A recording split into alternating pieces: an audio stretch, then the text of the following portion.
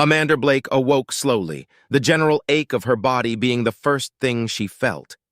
Instinctively, she tried to take a breath, finding nothing but a sweet-tasting gel filling her lungs. Panic coursed through her slowly awakening mind as confusion took hold, the unnatural feeling of breathing in the thick blue liquid driving her hands to the sky, breaching the surface of the gel in a single frantic motion. Fingers scrambled for purchase, finding nothing but empty space as with one violent movement, Amanda sat up, spraying Medical across the floor, coughing up handfuls of the nanobot-infused gel and taking a first breath of actual fresh air. She desperately looked around with confusion at the spaceship she found herself in, a small craft that had definitely seen better days. Half the consoles and display panels blank and powerless, many walls clearly having been rapidly patched together recently with quick fixes. Even now, the sound of welding and the operation of tools sounded out from the various rooms that made up the space, various small drones doing their job to repair the damage of the attack. Her ship. This was her ship. Her ship was under attack? Yes, that was right. Amanda could feel the post-stasis confusion starting to wear off, the numbing effects of the medical dissipating as the material quickly dried and started to flaking off on contact with air. There had been a Historian Empire warcruiser out in the middle of nowhere, and the assholes had fired upon her little three-person exploration vessel, a shining star, which both did and didn't explain why Amanda was currently sitting in a half-opened medical stasis chamber. Sleeping Beauty awakens. Welcome back to the land of the living. The artificial voice of Drake, the ship's AI, sounded out from an unknown source. A voice that sounded forced, the positive, humored greeting overlaying a more somber tone. The AI would agree with the assessment that their current situation left little to be actually happy about. A rasping, sputtering sound erupted from Amanda as she attempted to speak for the first time in weeks, grasping at the glass of water already being offered by one of the AI-controlled drones and downing it in one go, eventually being able to stammer out 2 words in a thick southern accent. Sent status report. A shining star was completing survey contract X5566A5B when it encountered a Historian Empire warcruiser unexpectedly. The unidentified vessel fired upon a shining star without warning or provocation, disabling several key components. Upon attempting a repair of said components, a second volley caused critical damage and injured one Amanda Blake. Injuries included, amongst other things, 47 broken bones, a ruptured kidney, a deflated lung, and a ventricular rupture. Death was prevented through the use of a medical status device. A shining star has spent the last 3 weeks making repairs and getting ready for the assumed upcoming task.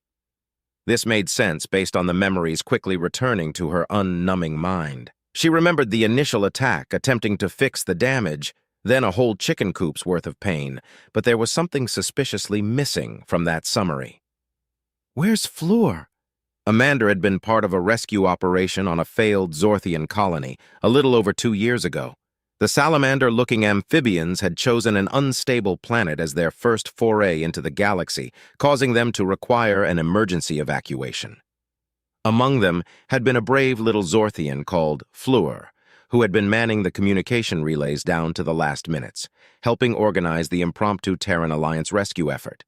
So with Amanda's contract as captain of the trading vessel, Texas forever coming to an end and desperate for something new, she'd brought the small craft she was now on and offered the plucky fish boy a job. The galaxy was a large place, most of it still unexplored. There always was some cash to be made for diving into the unknown, and that had been their life for the last 2 years. Drake, I ain't playing with you. Where's Flur? Amanda broke the silence again, eventually causing the AI to respond. I cannot be certain as critical systems were offline at the time, but the most likely outcome is members of the Historian Empire warship took the Zorthian known as Flur with them. This caused Amanda to jump up with a start, a shocked, fearful look in her eyes as she stumbled around, attempting to gain her footing after 3 weeks of not moving. Why the hell did you let me lie around doing nothing for 3 weeks while those bastards have Flur? The Historian Empire was a grouping of 21 different species, 5 higher, 16 subjugated. They were, for the lack of a better term, the assholes of the galaxy. An intrinsic belief that the higher races were the true inheritors of the universe permeated their thinking, causing them to consider anyone not in that group to be nothing more than resources to be extracted and used for their power and pleasure. Slavery and torture were common amongst the whole empire, any depravity acceptable if you were part of the right breed. The Terran Alliance had a "you don't touch our stuff, we won't touch yours" agreement with the Astorians, but in reality both sides did plenty of touching due to their inherent ideological incompatibility.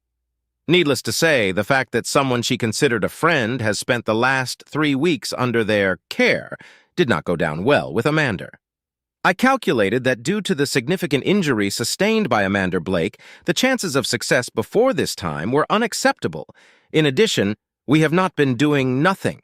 I have been following the Astorian vessels and getting your equipment ready, as I calculated a 98.4% statistical chance that your first course of action would be to rescue Flur. You know what they're like, Amanda countered, slowly getting back to her full height as her legs finally stabilized under her. Spending 3 weeks under 'em, you should have... Done what? Awoken you too early and let you recklessly charge into a 9.49% chance of success, the AI interrupted harshly, in a digital tone of voice that suggested it wasn't taking any disagreement on the matter. Flur has become someone I care about as well, and I know you and your mostly likely outcomes would not have been conducive to ensuring his safety. We are on an intercept course with the Estonian ship in 5 hours, enough time for proper post-medical stasis care, so be quiet and focus on getting ready.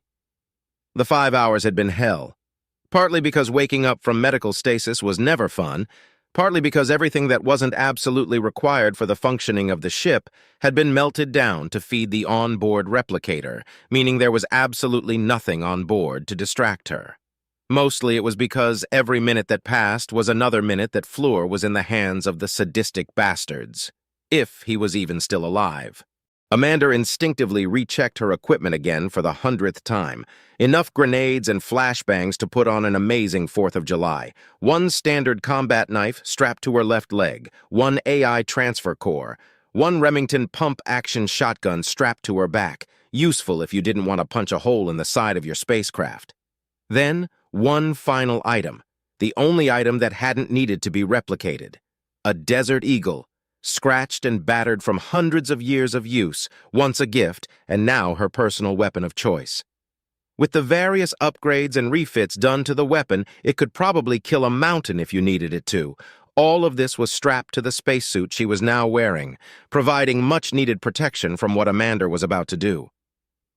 I have set the final course interception parameters. Not that the target vessel was doing anything other than seemingly joyriding randomly around. ETA 10 minutes. There was a pause in Drake's voice as Amanda made her way to the ship's airlock, finally ready to do something. It should be noted that I will be unable to aid you until I am integrated with the target vessel. This also means that if you miss the jump, the chance of rescue is 0.00521%. I have set a timer on your HUD for the calculated best time to jump. You're going to teach me how to suck eggs as well? The cordial voice of Amanda had a slight tinge of being insulted. Maybe I should explain to you what 2 + 2 equals? It has been a while, Amanda Blake. Although I would be fine traversing the void of space, it would be not optimal to lose such a slightly above average Terran. Above average, slightly above average! The indignant rage set afire in Amanda's eye as she shouted at her unseen insulter. I will shove my slightly above average foot up your electronic arse, young man. She was cut off as the AI transfer core in her hand started to beep and whir as the AI transferred itself to the portable device, meaning Drake could no longer hear all the imaginative things Amanda wanted to do to her sassy longtime friend. Meaning all she could really do was inwardly seethe, meaning for the first time in a while she was completely alone on the ship. Everything went dark and silent as the power to the ship cut out, giving the Terran a sign that go time was quickly approaching. All systems were shut off, effectively making the ship near impossible to spot conventionally. Unless someone actively looked out the windows, then the ship would seem like nothing more than a random piece of space junk. Of course, traveling like this was highly dangerous, since disabling your debris shields was a good way to have a random piece of rock punch a hole through your vessel. Out here in the nothingness of space, that was unlikely, however. Unlikely didn't mean never. Amanda opened the airlock, the gears and thick doors silent in the vacuum. Her target was visible now and rapidly approaching, the timer on her HUD slowly ticking down. The Astorian vessel looked more like someone had ripped a castle out of the ground than something spacefaring. Spires of material made to look like marble and glass expanded from a central oblong base. The entire thing screamed of entitlement and pompous energy. Even the fake flags on the ends of various structures were set to mechanically wave in the wind. Minutes turned to seconds as the vessel started to fill Amanda's view, dwarfing the small craft that she owned. 20 seconds. She moved to the back of the airlock, bouncing up and down and giving a small stretch as the timer on her HUD rapidly decreased. 10 seconds, one last quick check to make sure everything looked in order. 5 seconds. Amanda took a last deep breath, steadying her nerves. 3 seconds before starting to run, gaining speed in the small area of the airlock before 0 seconds, taking a leap into the void of space. Silence. Even the small amounts of energy her spacesuit was expending in order to slightly adjust her trajectory made no noise in the vacuum of space. The sight of the Astorian warship filling her view ahead of Amanda, the nothingness of space behind, was an impressive sight to behold, even after having done such maneuvers so many times before. Well, at least for the first 5 minutes it was impressive. Space is huge, incomprehensibly huge. So when two spaceships are near each other, that's still a distance measured in miles. Even moving quickly through the vacuum of space unhindered by air resistance or anything to stop her, Amanda quickly found boredom to be the biggest issue. Nothing left to do but wait and let her thoughts wander as her target grew closer and closer. Boredom leads to annoyance. Annoyance that yet again this was what she was doing. She was supposed to be done with this, done with fighting, done with doing crazy shit.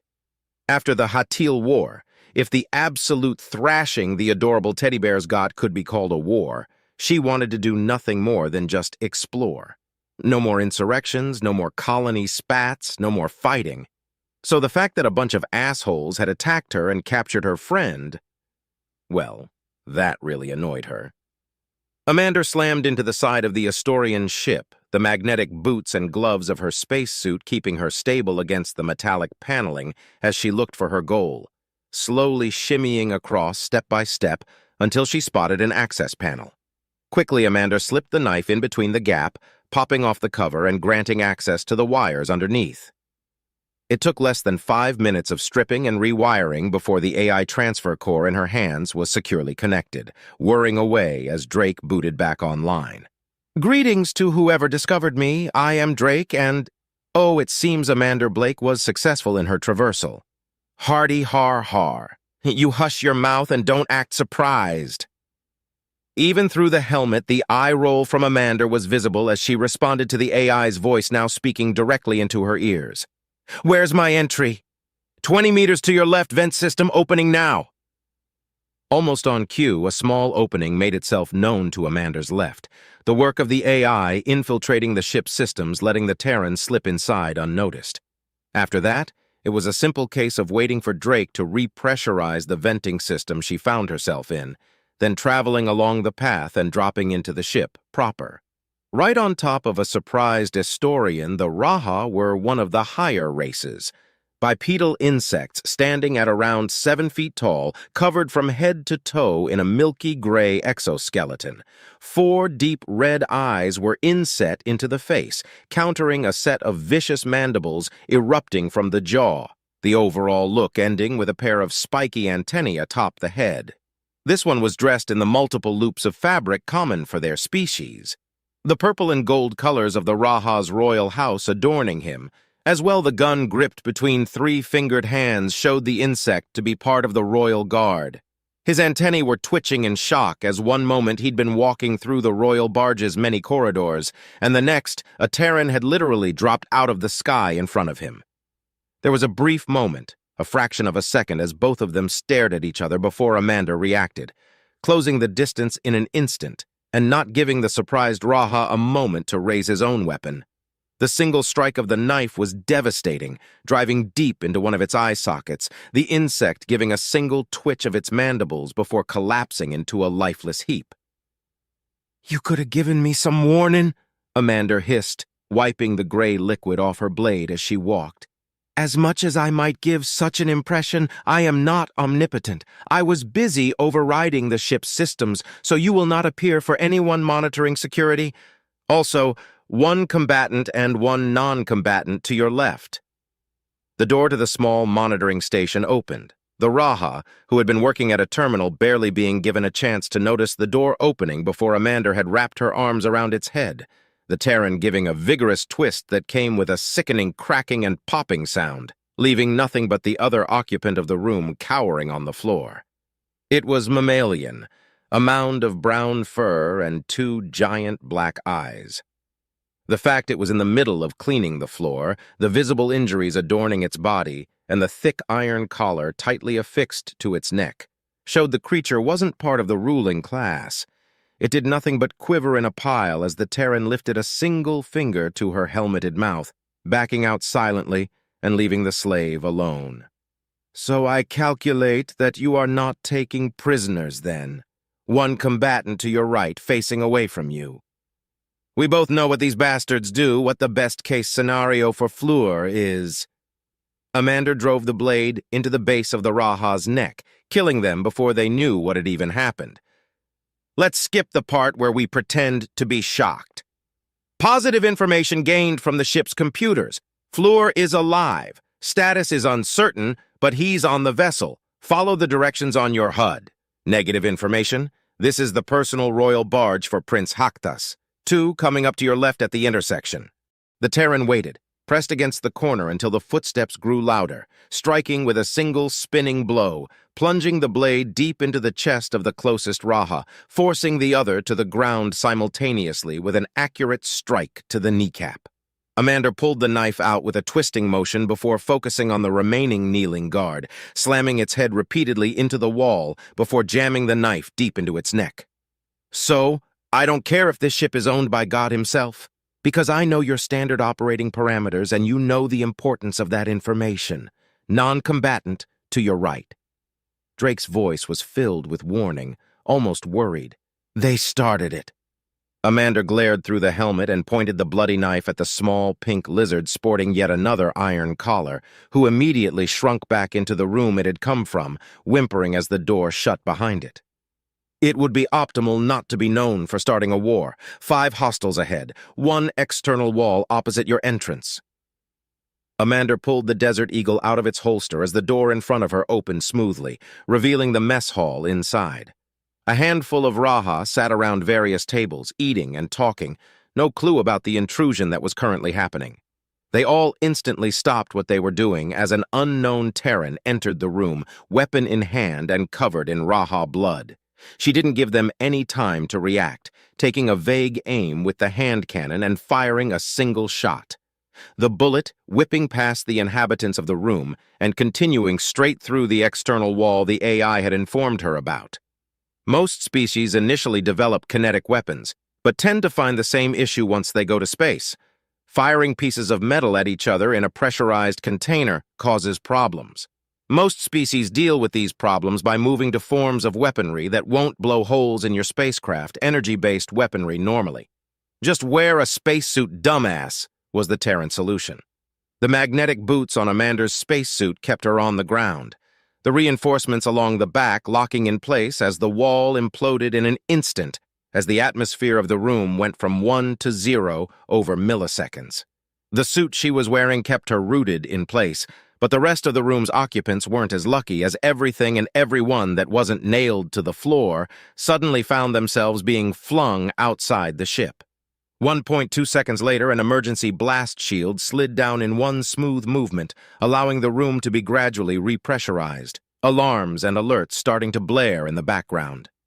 "I believe the Astorians know that you are here now." The Raha Royal Guard were in disarray. Every sensor and piece of security apparatus on board was telling them that everything is fine, even though something was clearly attacking them. Sound of gunfire and shouting echoing through the halls as communication as well as the cohesion broke down. Amanda and Drake were a whirlwind of death, an unstoppable force meeting the very movable object which was the Raha Royal Guard. In between, Drake quite literally being all-seeing, and the raw ferocity of Amanda, they were practically strolling through the ship towards their goal. 3 shots. One for each skull of the Raha, who had turned the corner into the awaiting gunfire of the Terran, who only spared a moment to double-check before moving on. 1 combatant to your right. She didn't even slow down, sending a shotgun blast down the length of the corridor, the cry of pain and buckshot meaning Amanda didn't even have to look to know that was a kill. 7 combatants, hold up in the room ahead. The Terran unclipped a pair of grenades, followed by a pair of flashbangs, tossing them through the door, one pair after the other. The sound of explosion and groans of agony following, waiting before Amanda breached the doorway herself. 3 shotgun blasts rang out as she checked for anything still moving before leaving and continuing again towards her goal. 1 combatant, 5 non-combatants being used as a shield in the room to your left. Calculated shot marked on HUD. Amanda could hear the muffled sounds of shouting and crying from the other side of the wall, not loud enough for her translator to work, but loud enough for the concept of someone shouting at a group of people to come through. She aimed the hand cannon, lining up the shot Drake had provided before pulling the trigger, sending the bullet through the wall. The sound of a body hitting the floor and more frantic noises emanating from behind the wall told the Terran everything she needed to know, continuing onwards towards her prize, pausing only to deal with a few more unlucky Raha in her path. Eventually, Amanda burst through the final door, where Drake had found Flur. The room was dark, the only light emitting from the hallway she'd come in from, casting harsh shadows of the scene around her. Tens of cages lined the walls. From within them, various figures moved and reacted to Amanda's entrance as she made her way deeper in the room. Wails and shouts sounded out from the figures, various alien species, some she knew, some she didn't. Her translator picked up various pleas for help, for mercy, each temporarily ignored as the Terran continued looking for her target, walking through the filth that covered every surface. "Amanda!" The voice was frail and faint, but still recognizably the voice of the Zorthian called Flur, causing the Terran to rush over to the location of the sound. It took her a moment to recognize him, cramped in a cage clearly too small, rage and hate filling her body as she looked upon her friend. She had expected to see this. She had almost expected far worse, but expecting and seeing it were 2 different things. I thought you were dead. I didn't think you could. I thought I'd be stuck here. Amanda broke the lock of the cage with a simple twist of her knife, releasing Flur and interrupting the Zorthian as she knelt down, holding him tight with a deep embrace. "Hush now. I'm here now, Pumpkin. It's gonna be fine." Being this close, she could see the extent of the damage. Normally, translucent blue skin had become hard and dried up due to a lack of access to water. Cuts and bruises adorned his body. Purposeful removal of skin was evident in places, and his left leg looked broken at an unnatural angle. Chunks had been cut out of the deep red fins adorning his head and limbs, with the fin from his right forearm having been completely torn off. It took all of Amanda's self-control to not rush straight out of that room and find whatever bastard had done this and do terrible things to them. Instead, she chose to just hold the shivering amphibian, murmuring whispering statements of comfort and encouragement. Flur needed this more than anything else she could do. For her, she'd last seen her friend a mere 6 hours ago. For him, it had been 3 weeks of hell. "I apologize for the interruption, but 3 combatants are approaching." The sound of Drake caused Amanda to get up, sparking a panic in her injured friend as he desperately tried to hold on to her. "No! Don't go! You can't leave!" The look of pure panic on Flur's face broke her heart, causing her to slowly kneel back down to the ground, twisting her helmet off with one smooth movement and handing it to the Zorthian. "I ain't leaving, sweetheart. I just gotta get to finishing this off, then we're leaving. Drake's with me as well, so I'll leave you both together while I go finish blowing up a storm." For the first time in his very entitled life, Prince Hakthas was worried. Being fourth in line to the throne of the royal house of the Raha meant all of the privilege and respect that came with such a position, with none of the actual responsibility. So Hakthas had done as his species does when given such power, abused it for his own enjoyment. This, however, he was not enjoying. The sound of gunfire and fighting was getting closer as he desperately tried to contact the royal treasurer. The ship's communications weren't working, probably because of the Terran, meaning he was using his own personal backup connection. Prince Hakthas? What a pleasant and— Shut it with the formalities. Hakthas interrupted the sniveling attempt at pleasantry. Stay silent and get ready to— A priceless piece of artwork exploded as a bullet blew through the wall and embedded itself 2 feet to the left of the Raha, causing him to flinch in his own personal chambers. It was a chamber of decadence and comfort, so the feeling of being afraid and alone here was not one he enjoyed. He was alone, obviously. His plan would only work if he was alone.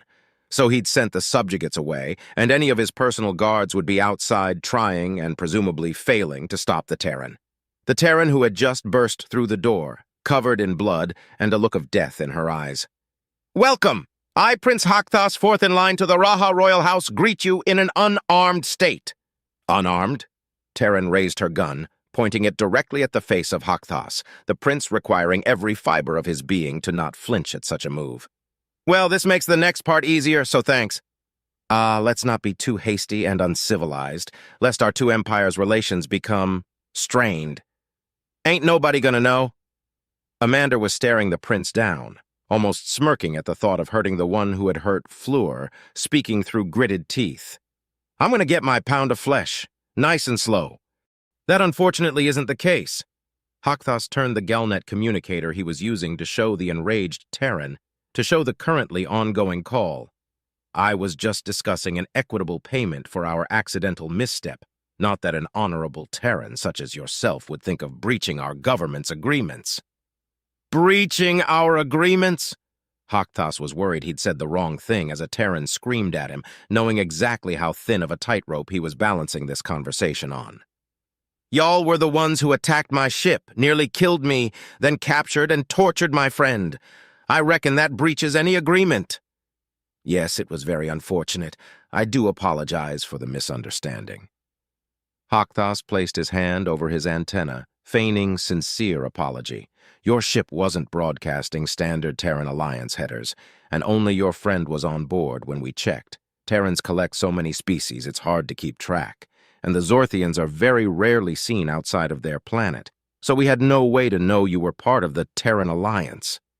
The prince continued speaking as he again referred back to the communicator he held in his hand, every moment tracked by the rage-filled Terran's weapon. I, of course, take full responsibility for such a mistake and propose a payment of 5 million Terran dollars for the damage to your ship and yourselves, as well as absolving you for the murder of 43 members of my personal guard. That sounds far more preferable to a war. What if I don't want your money? Contrary to the words being spoken, Hakthas could see his plan was working, the true repercussions of killing a member of the Raha royal family starting to sink in, the anger of the Terran starting to dissipate with the sobering reality of the galaxy and the way it worked. For all their power, Terrans seemingly avoided war where they could, with the same gusto of a weakling subjugated race. What would your friend want? After that dreadful colony business, the Zorthians are a one-planet species, very susceptible in a time of war. Do you want to risk that? There was a pause, the anger on Amanda's face declaring that she wanted to do nothing more than pull the trigger and blow the stupid little royal bastard's face away. Eventually, she lowered the gun, glaring at the prince. You do that, and I also hand you over to the Terran government. You drive a hard bargain, but that request is beneficial to everyone. Hakthas gave a small bow, smug confidence filling him again. Terrans were so easy once you realized their pack bonding was both their greatest strength and greatest weakness. You could threaten them all day and they'd laugh in your face, but you threaten their allies and suddenly they become far more rational. It was this smug overconfidence that caused the prince to make the biggest mistake of his life. That unearned feeling of superiority was about to blow up across the galaxy. Please be a good dear and transfer the given funds to our new Terran friend. It was worth every credit. Your friend provided the most fantastic fun and entertainment over the last 3 weeks, worth every— Bang. All bullets make a sound. Most of them are silent, bouncing off dirt or stone, harmlessly plinking a paper target or beer can. They silently disperse their payload, never to be heard of again.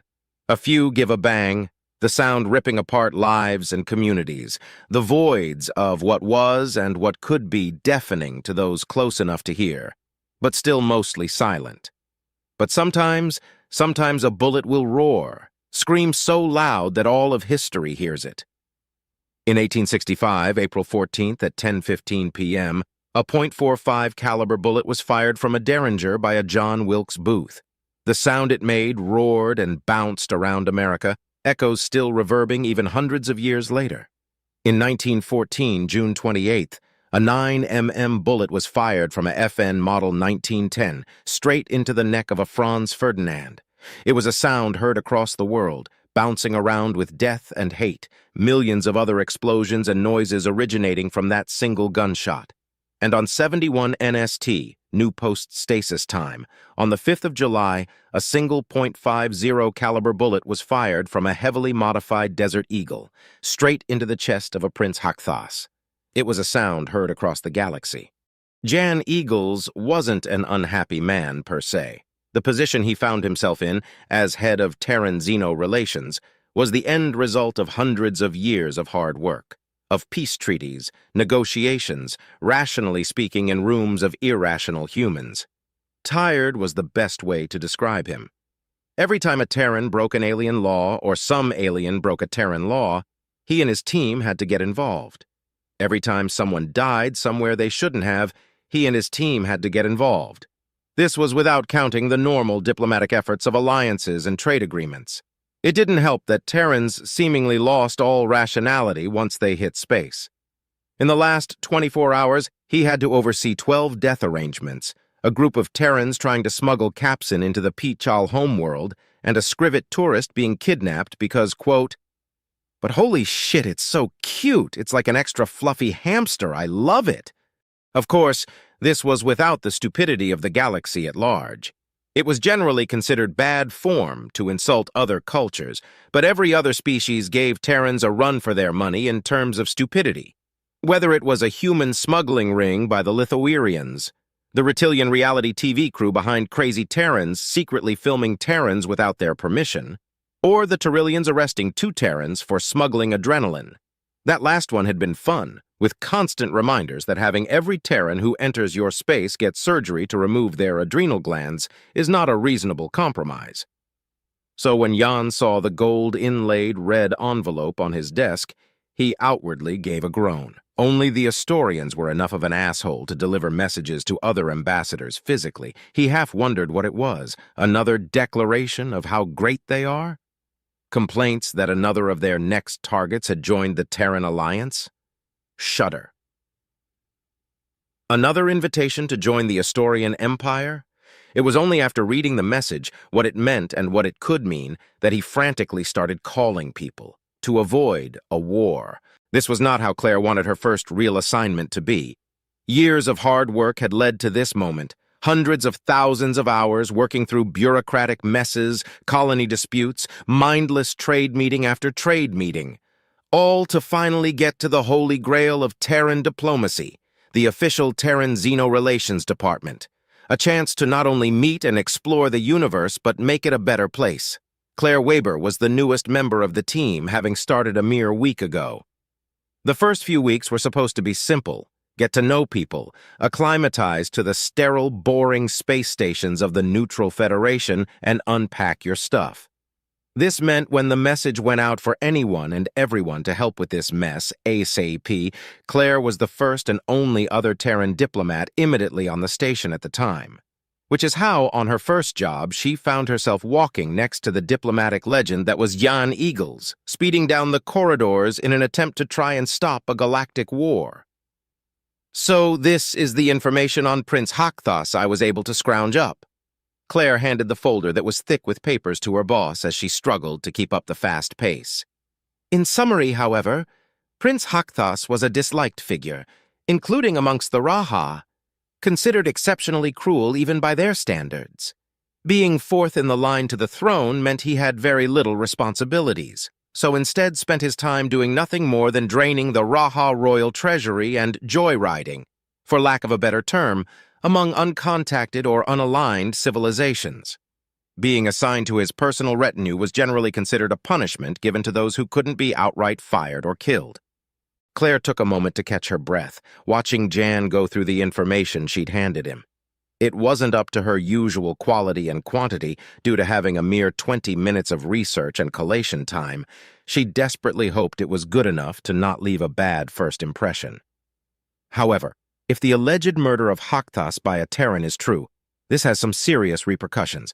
The Raha has fallen out of favor compared with the other 4 Astorian royal houses in recent years, due to their staunch belief that starting a war with the Terran Alliance would be a losing proposition. Taking into account the context of the Terran Alliance's actions have slowed the Astorian Empire's more recent advances. Having no response to such an action might let the other 4 houses believe that the Raha royal house no longer deserves their place. John took a moment to look up from the wealth of information he'd been given on both the alleged murder victim and the ambassador he was about to meet with. How long did this take you? You couldn't have had more than half an hour to prepare this amount of information? Around 20 minutes, sir. Claire was not a great schmoozer. She couldn't instantly bond with anyone in seconds. She very distinctly disliked long, complicated political plans involving backstabbing everyone, much preferring people to be straightforwards. But what Claire was good at was research. Claire was a mere 54 years of age, meaning while most Terrans were familiar with Xeno forms of communication, Claire had never known an empty universe. She had grown up with a galactic community and had embraced it. While most Terrans knew of and could use the various species' Galnet systems, Claire had spent her entire life with them.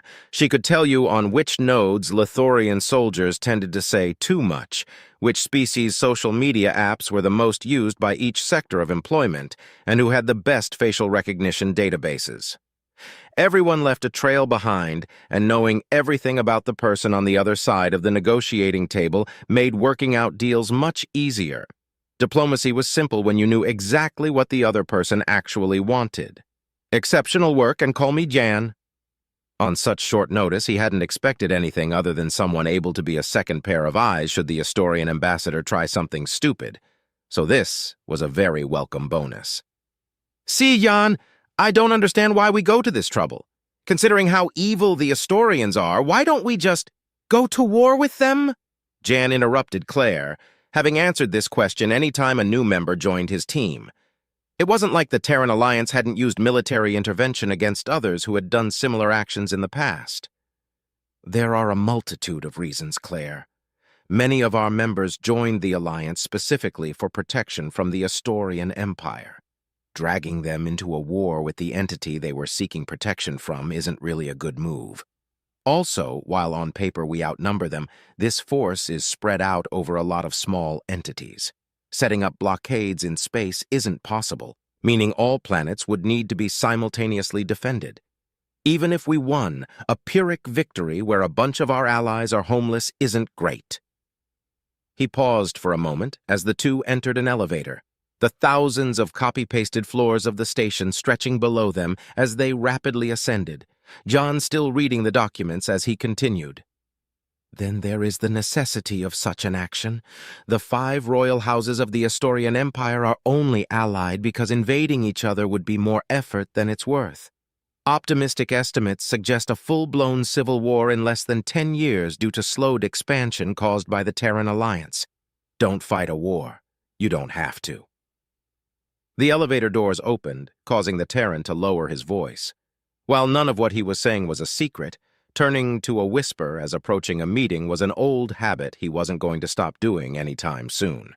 Lastly, neither side is sure they would win. The technological level of both sides are mostly unknown to each other, and while the Terran Alliance outnumbers them, the Alliance is untested in such a potentially large operation. Rather simply, never start a war you don't know you will win.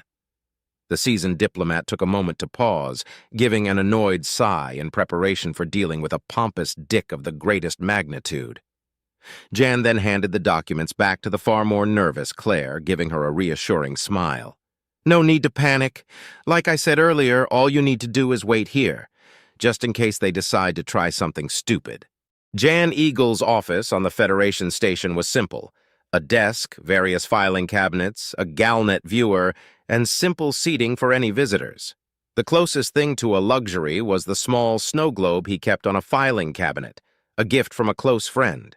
This was the complete opposite of Untgar's office.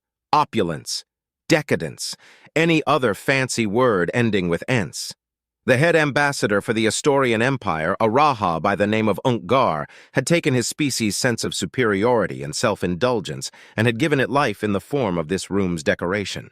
Giant statues of prominent Astorian leaders filled the larger-than-normal office, paintings and holograms depicting their many victories over the subservients.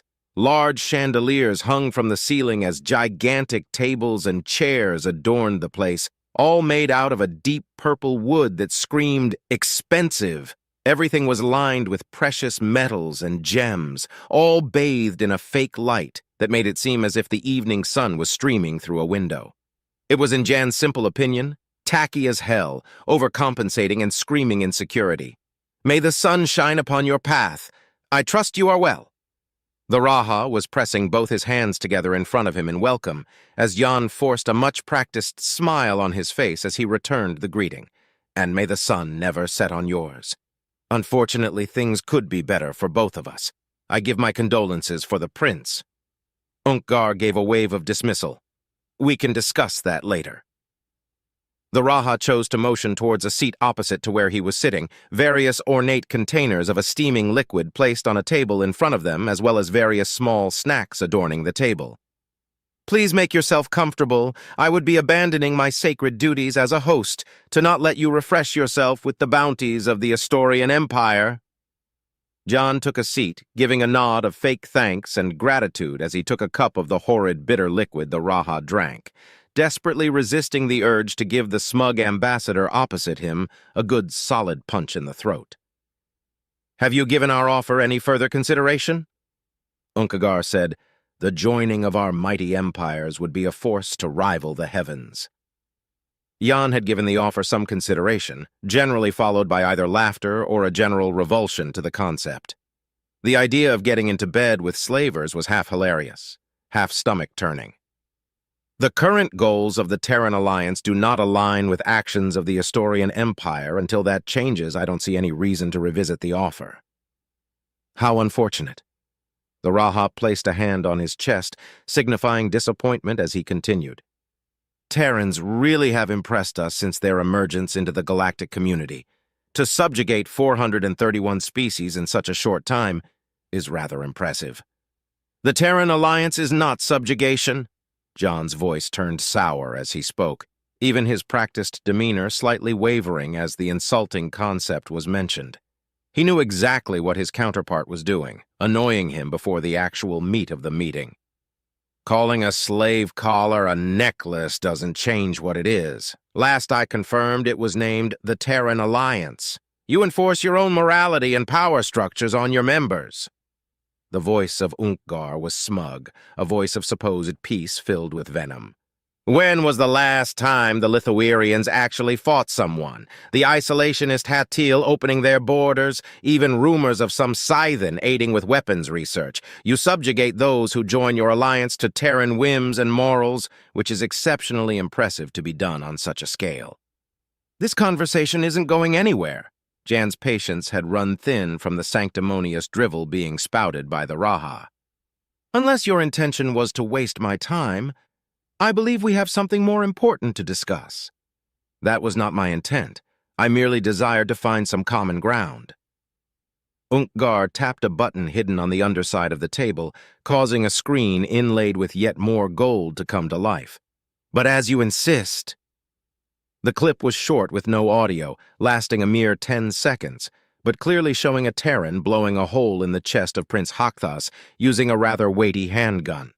A suspicious lack of context was the first thought through John's head. 3 days ago, Prince Hakthas was murdered in cold blood by a Terran. This heinous act against the Raha royal house cannot go unanswered. Since we have been unable to find the perpetrator so far, we believe the Terran must have escaped into Terran Alliance space. Unkgar's mandibles clicked together in a show of demanding and attempted dominance.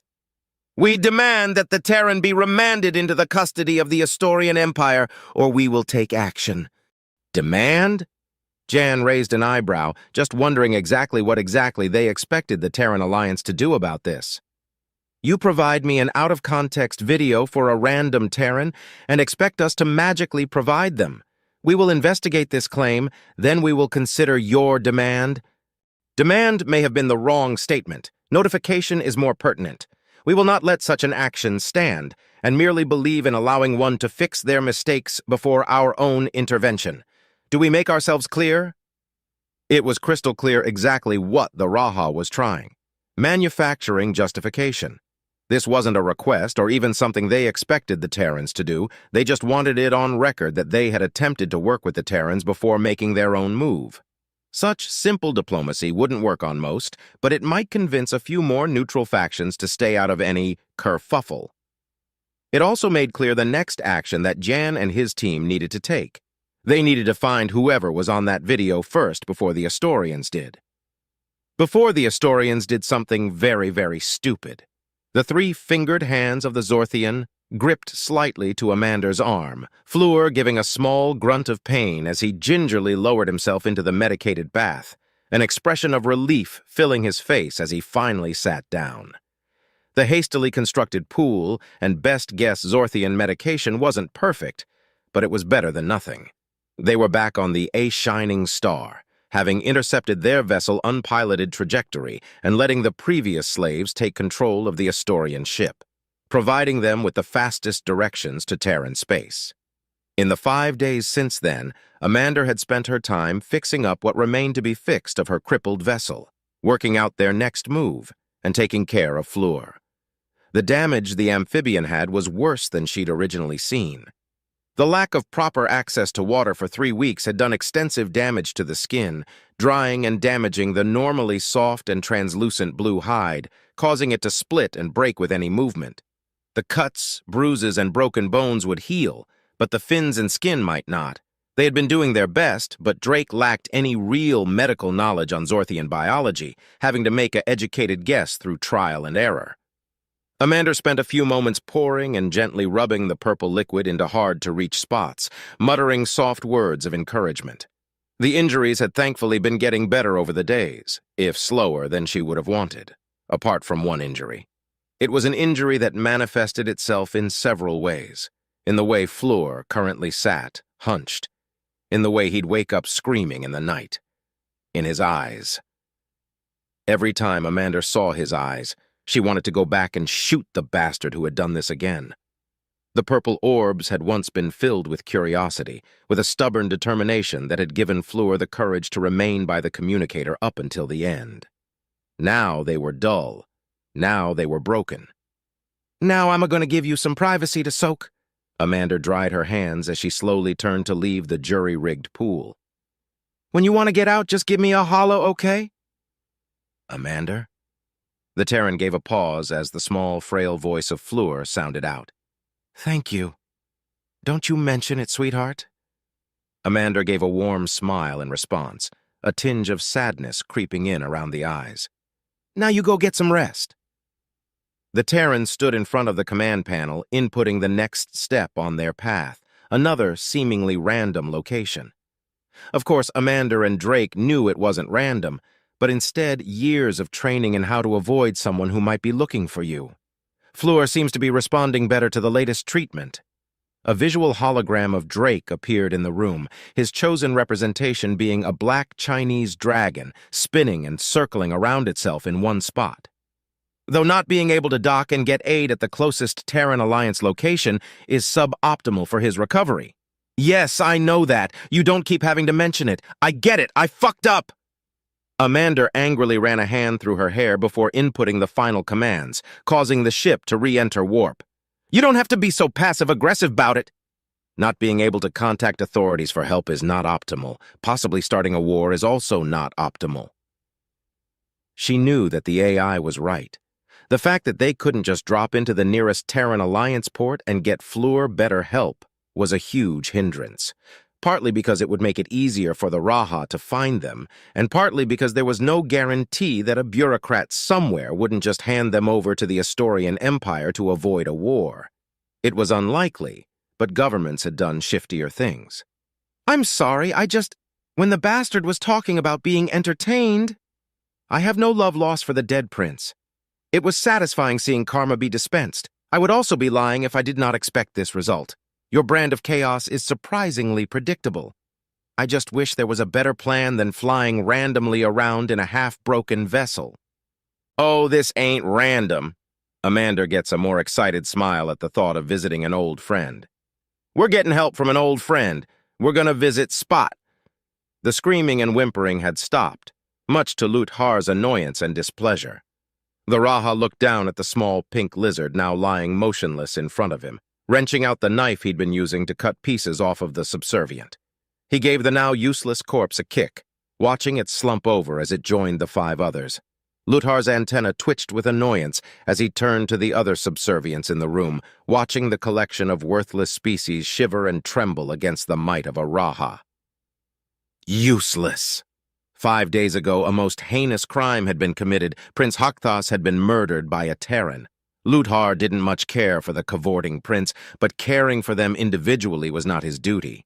He was head of the Intich Elite Guard, an unwavering disciple of Ink, the sun god who had long ago decreed that the warming light of the sun was only fit for the Raha.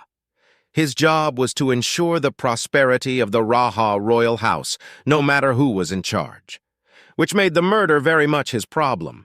Lutar took a moment to wipe his blade clean, storing it back within the folds of his clothes, the loops of fabric coming in bright oranges and reds, depicting their homeworld sun. Finding the royal barge had been easy. It had been making a beeline for Terran space, making intercepting it child's play. However, getting to the next level of the burrow had been harder. All databanks had been wiped. No security records existed. Even the discarded, fired kinetic ammunition the Terrans liked so much had been removed. Apart from the call to the royal treasury and the various bullet holes in the walls from the Terrans' destructive power, there was no evidence at all as to who had committed the attack on the Raha. Well, all apart from one thing. They had left the subservients untouched. This was why Lutar disliked Terrans. If they were just another weakling, subservient race, he would understand it, but Terrans had so much potential. So close to greatness, yet choosing to throw it away at the last moment. They had utterly destroyed the Hatil, planet-cracking a colony before just stopping. They had formed one of the bigger alliances in the galaxy in a mere 70 years, but then did nothing with it. Here they had executed an almost perfect attack on the Royal Guard, but then let their empathy stop them from finishing the job. Had they have just killed everyone on the ship, he would have no more information than a grub in the dark. But instead he, and the 4 elite Intish Guard he had brought with him, now stood in front of the room of quivering, pathetic subservience, using the usual methods to get the information they wanted.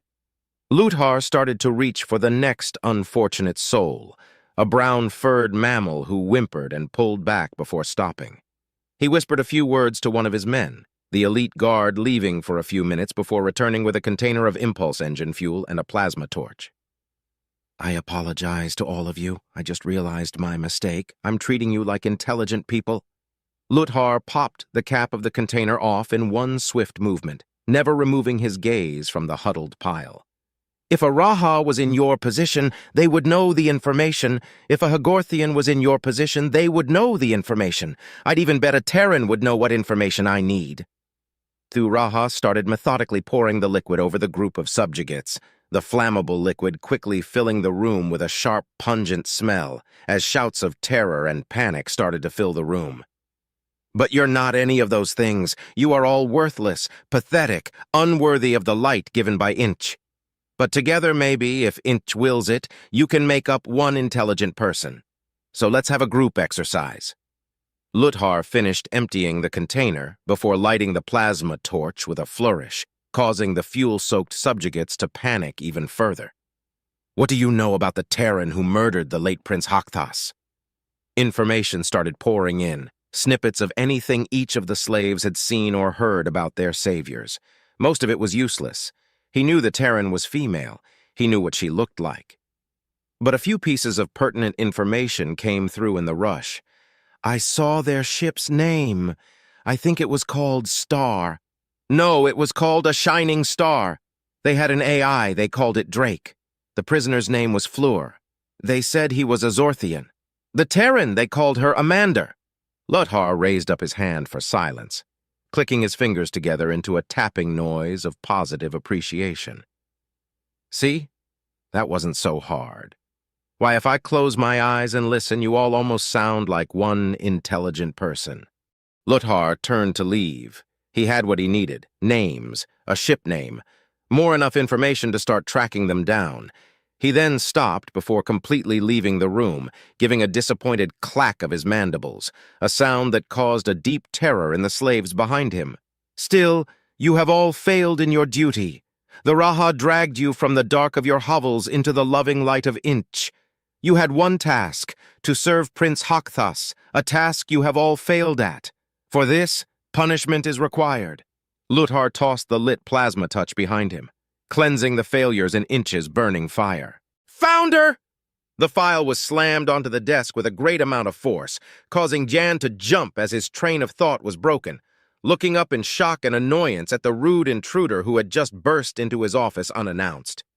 "What the hell are you doing?" His annoyance trailed off as he looked up at the person who had barged in, a surprise turning to worry as he took in the sight of the now disheveled diplomat. "Claire, are you okay?" "I am now, sir. I mean Jan. I know who we're looking for now. Amanda Blake." The previously nervous and quiet demeanor was gone, replaced with the caffeine-driven monster in front of him, bags under her eyes, and a manic energy permeating her entire core. Jan had last seen Claire 50 hours ago, after the entire diplomatic team had gone all hands on deck trying to find who this mystery Terran was. "Have you slept since we last talked?" "Couldn't. Annoyed me. Couldn't work out who was on the video. Most time I've ever spent researching someone is 2 hours, and that guy was in witness protection." There was an animated energy to Claire, even through her obvious exhaustion, that universal force of someone very good at doing something, explaining how they did said thing after finally cracking something difficult. She wasn't on any of the major facial recognition databases: Scythen, Gratoyan, Kirkin, moved to private databases: Riven Conglomerate, Yazak Corporation, Mediasplat Limited. Nothing. We're basically already at about 97% of the known galaxy at this point, so whoever this was clearly making an effort to hide. But everyone leaves an impact somewhere, and I found a picture of her in a Zorthian news article of all things. That was an unexpected name to be brought up. The amphibians are a minor one-planet member of the Terran Alliance who had only just recently joined the galactic community. It referred to the group evacuation of their failed colony, Mountain Stream. One Amanda Blake, captain of the trading vessel Texas Forever. It got easier now I had a name, but at that point I was 30 hours in, and finding Blake's past wasn't easy. The last 60 years, she's continually had genetic and physical facial reconstruction every 5 years, in addition to the standard military reflex and stamina upgrades she had before, but more about that later. Nothing major, but enough specifically to mess up facial recognition. Uses a different place each time, with places that only report the barest of legally required information. But in the end, I found everything, because I always do, because I am God.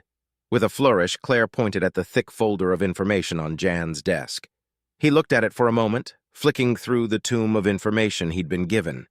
He could read this in his own time, but Claire's expression told him that she was waiting for him to ask the obvious question. "So, who is Amanda Blake, then?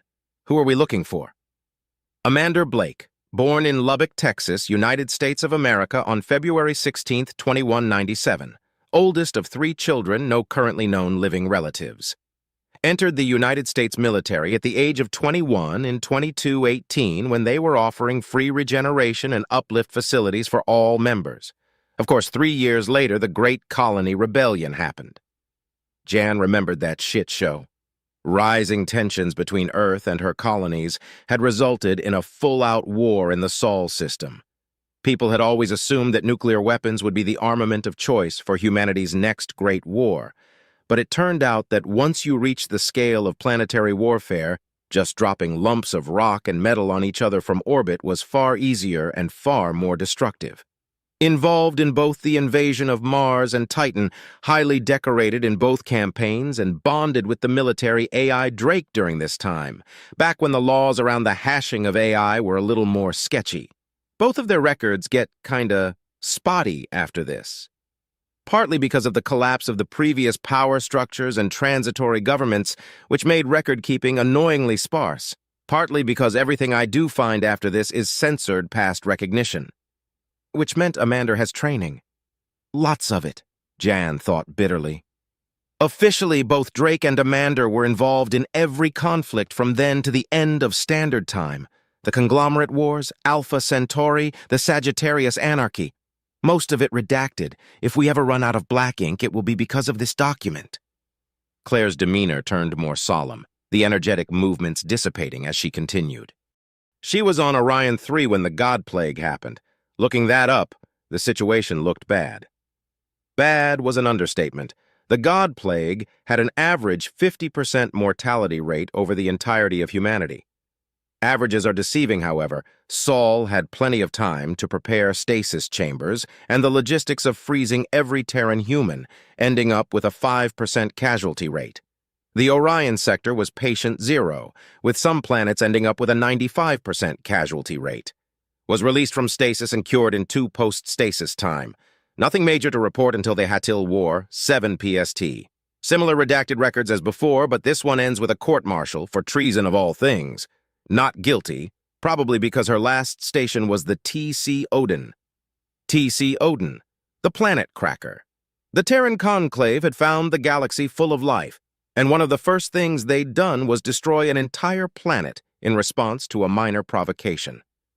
Jan could remember exactly where he was when the news of the destruction of Tavares broke. He remembered all the rage and anger he'd felt at the God Plague, at the Hatil's first move on Terrans entering the galactic community and declaring a war. He remembered all that melting away to be replaced with the horror of what had been done.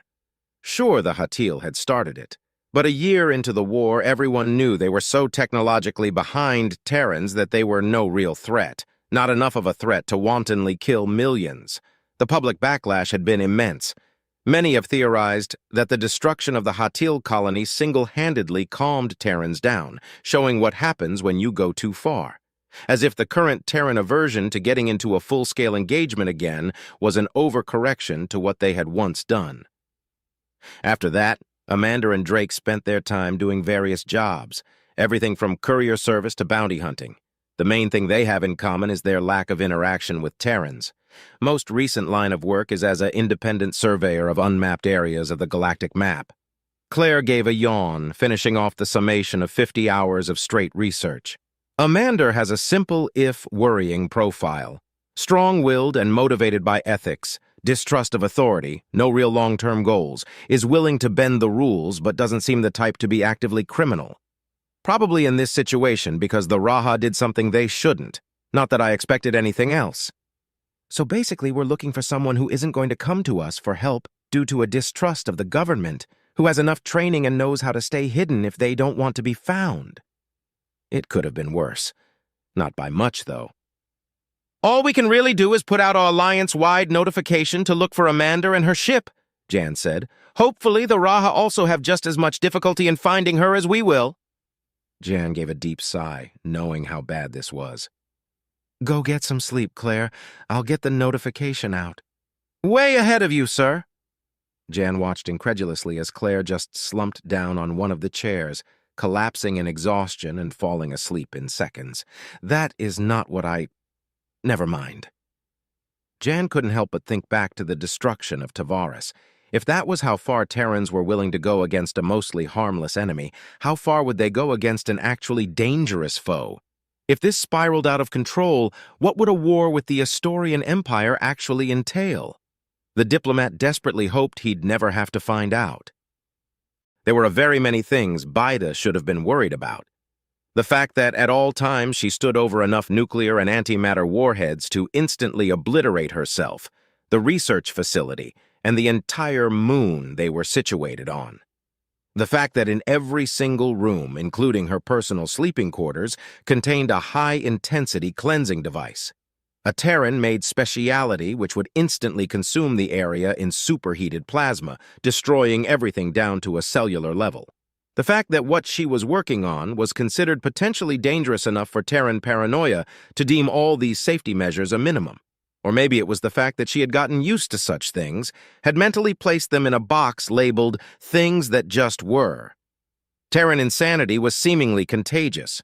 No, the thing the Hatil was worried about was the new Terran boarding the facility. Unannounced, unverified, and even worse, the ship's initial docking had triggered several alerts. The kind of alerts you got if a criminal or someone of interest to the government attempted to dock with your station. Alerts that Spot had overridden, explaining that everything was fine and he'd explain later. Betha trusted the doctor, but still, it was all highly worrying. The ship had docked, dropped off a Terran and Zorthian, then left just as quickly, leaving the research team of 3 confused. So now she was standing in the lobby, waiting impatiently for the decontamination procedures to finish so they could meet whoever these mystery people were. Bathe stood at a full 4 feet tall, covered from head to toe in cream-colored fur, face punctuated with 2 deep black eyes and a set of floppy ears, as if some crazed scientist had smushed together a baby seal and a teddy bear. The standard gold and blue uniform of the Terran Alliance Scientific Progress Initiative made her look unintentionally adorable. "What do you think about this, Steve? I trust Spot, but it's all a bit weird, right?" Answering query, placing 2 Terrans on any vessel is worrying regardless of reason, as they exponentially increase the insanity. The second member of the research team was a Scythen. A ball of tentacles fluctuating in various colors sat atop a small hovering disc to allow easy locomotion, speaking in a robotic voice, a necessity to allow communication with more standard species. They were well known for being one of the older and more technologically advanced species with a religious devotion to pacifism. Technically, their name wasn't Steve, but their actual name wasn't able to be understood by anyone who didn't have multiple tentacles and the ability to change color, so Steve it was. Does that really apply here? Spot isn't exactly a normal Terran. Disagreeing statement. The children of Terrans are still Terrans and share their chaos and insanity. This discussion was cut short as the door finally opened, the lengthy decontamination process ending with a flurry of noise and the scent of disinfectant and burnt ozone. After over an hour, the members of the research facility would get to see just who had caused all this trouble, Amanda and Flur. Immediately, the worry regarding the mystery Terran evaporated from the 2 researchers, replaced by a concern for the heavily injured Zorthian, who was desperately gripping onto Amanda's arm to keep himself upright. It took a moment for what they saw to actually sink in before Baith rushed to provide the injured Flur something to sit down on, the Zorthian gratefully sinking into the hastily grabbed chair. "Howdy, y'all. I don't suppose any of you have seen Spot," the Terran gleefully called out. "Amanda, Blake," a new voice shouted from across the room. Amanda didn't have a middle name, but the energy was the same as a mother calling out her child's full name. The third and last member of the research team stood in the doorway, a bipedal canine covered in short black fur, also dressed in the blue and gold uniform, standing at a full 3 feet tall. It was as if someone had taken a Labrador, forced it upright on 2 legs, then given it a voice box and opposable thumbs. Of course, the reason it seemed that way was because this was exactly what had happened to the canine uplift.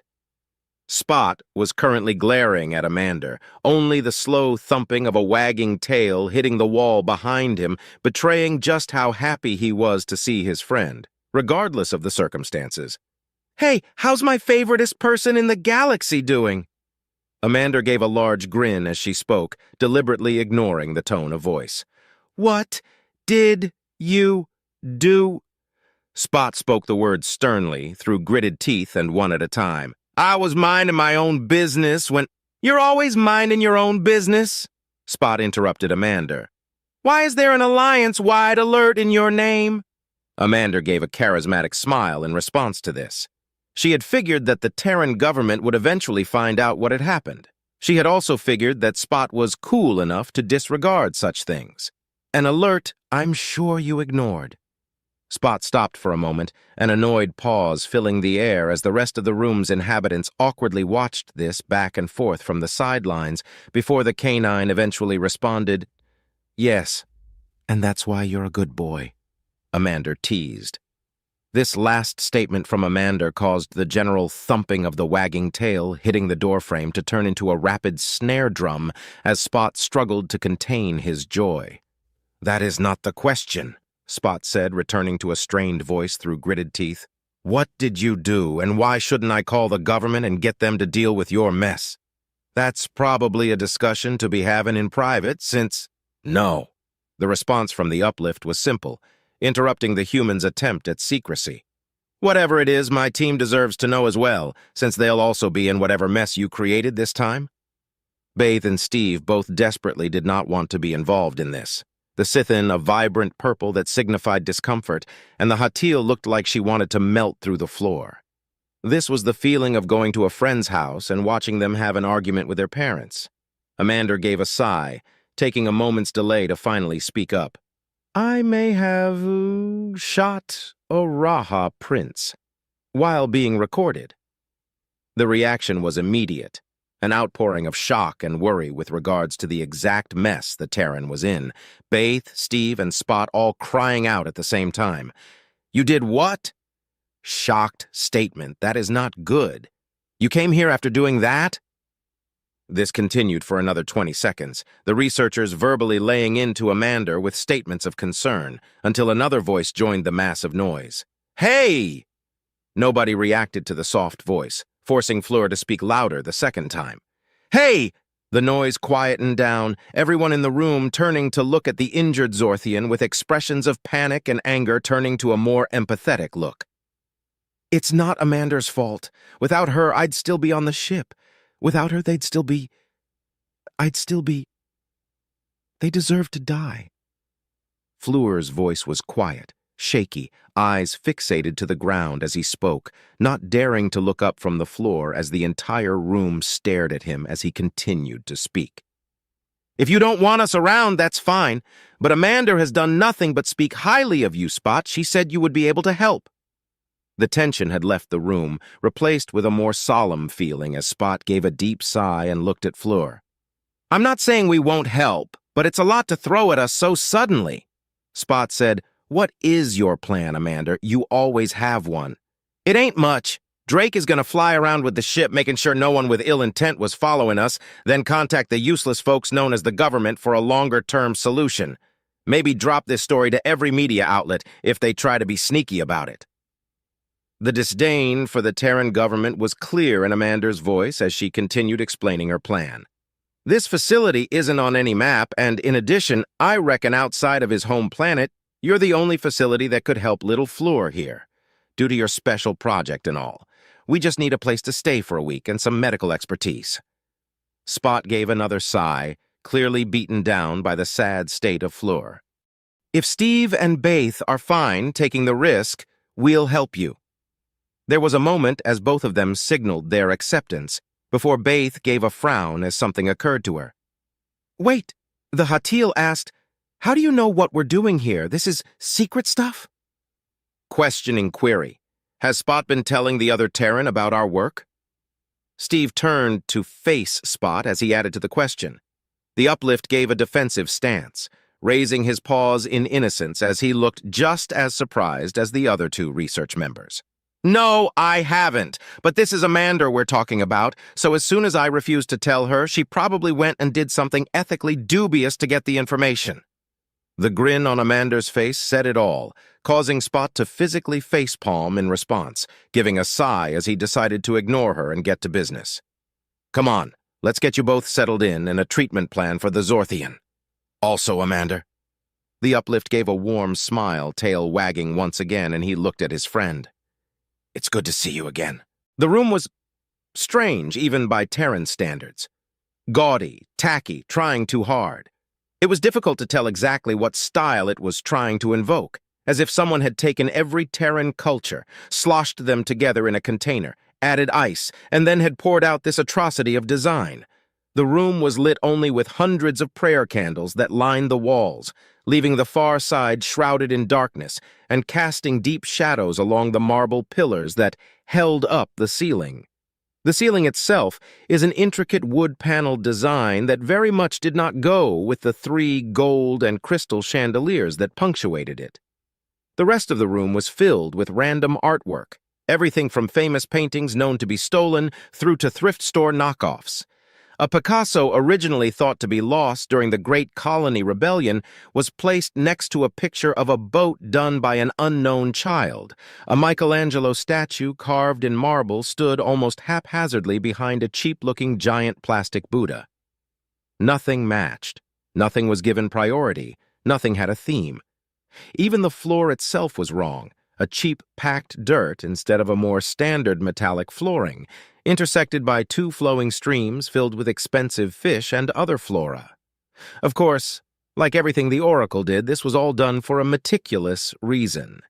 An intelligent adversary might be able to use clues from a more standard design to estimate a place of birth, or even an age range. Their job was to store information, not give it out, not to give anyone looking for the actual identity of the little-known galactic figure any possible information or clue. In the center of the room, a giant medieval tapestry was being used as a rug, upon which 2 Raha were knelt, or at least as much as their physiologies allowed them to kneel. The one on the left was Lutar. Even with the information he had gained from the subservience, the trail had gone cold. Nobody had seen a whisper of a shining star, and the most logical path from the original location to Terran space gave nothing, which was why he had gone to see the Oracle. To his right knelt a second Raha. Ghatkar was situated under Lutar's command, being considered ambitious, talented, having quickly risen up the ranks into his current position. Most Raha would have seen such a person as a threat and taken steps to remove them, but Lutar specifically had his position because the devotion to the royal line was his main goal. He was a rarity among his species, one who did not care for the power he wielded per se, but instead was truly devoted to his religious cause. He was not the kind of Raha to burn the funeral pyre of someone who might otherwise serve Inch. "Oh, Bright One, why are we wasting time dealing with a mere Terran?" He had to give Ghatkar credit. He really did know how to lay on the charm with superiors. "This Terran is possibly one of the few to grab their species' full potential. If you need information and you know how to find them, the Oracle will sell any piece of knowledge you require. It is how I knew about the assassination attempt on King Lanthus, or about the plot from the Lelzoi royal house to depose the Raha from the Estorian Empire." He could see the surprise twitch through Ghatkar's antenna. Those were the events that had solidified Lutar as head of the Inch Elite Guard, and had deposited upon him a reputation of being all-knowing. "But Bright One, why are you telling me this?" Lutar turned to focus entirely on his subordinate. "You have risen quickly through the ranks and no doubt seek to supplant me at some point. Out of everyone under my command, you are the most likely to succeed." Lutar could see the slight spasms of panic running through Ghatkar. "So you already have a plan? Interesting. Of course, if Lutar killed everyone who had a plan to take his position, he would literally have no one to command." "Do not worry, little grub. You are welcome to try. The role of head of the Inch Elite Guard is larger than any one person. It is not about my personal inhibition. If you were to succeed, no matter how unlikely, it means Inch has deemed you more worthy to protect the royal house. This means Inch requires I show you how I serve the royal line before you make your move."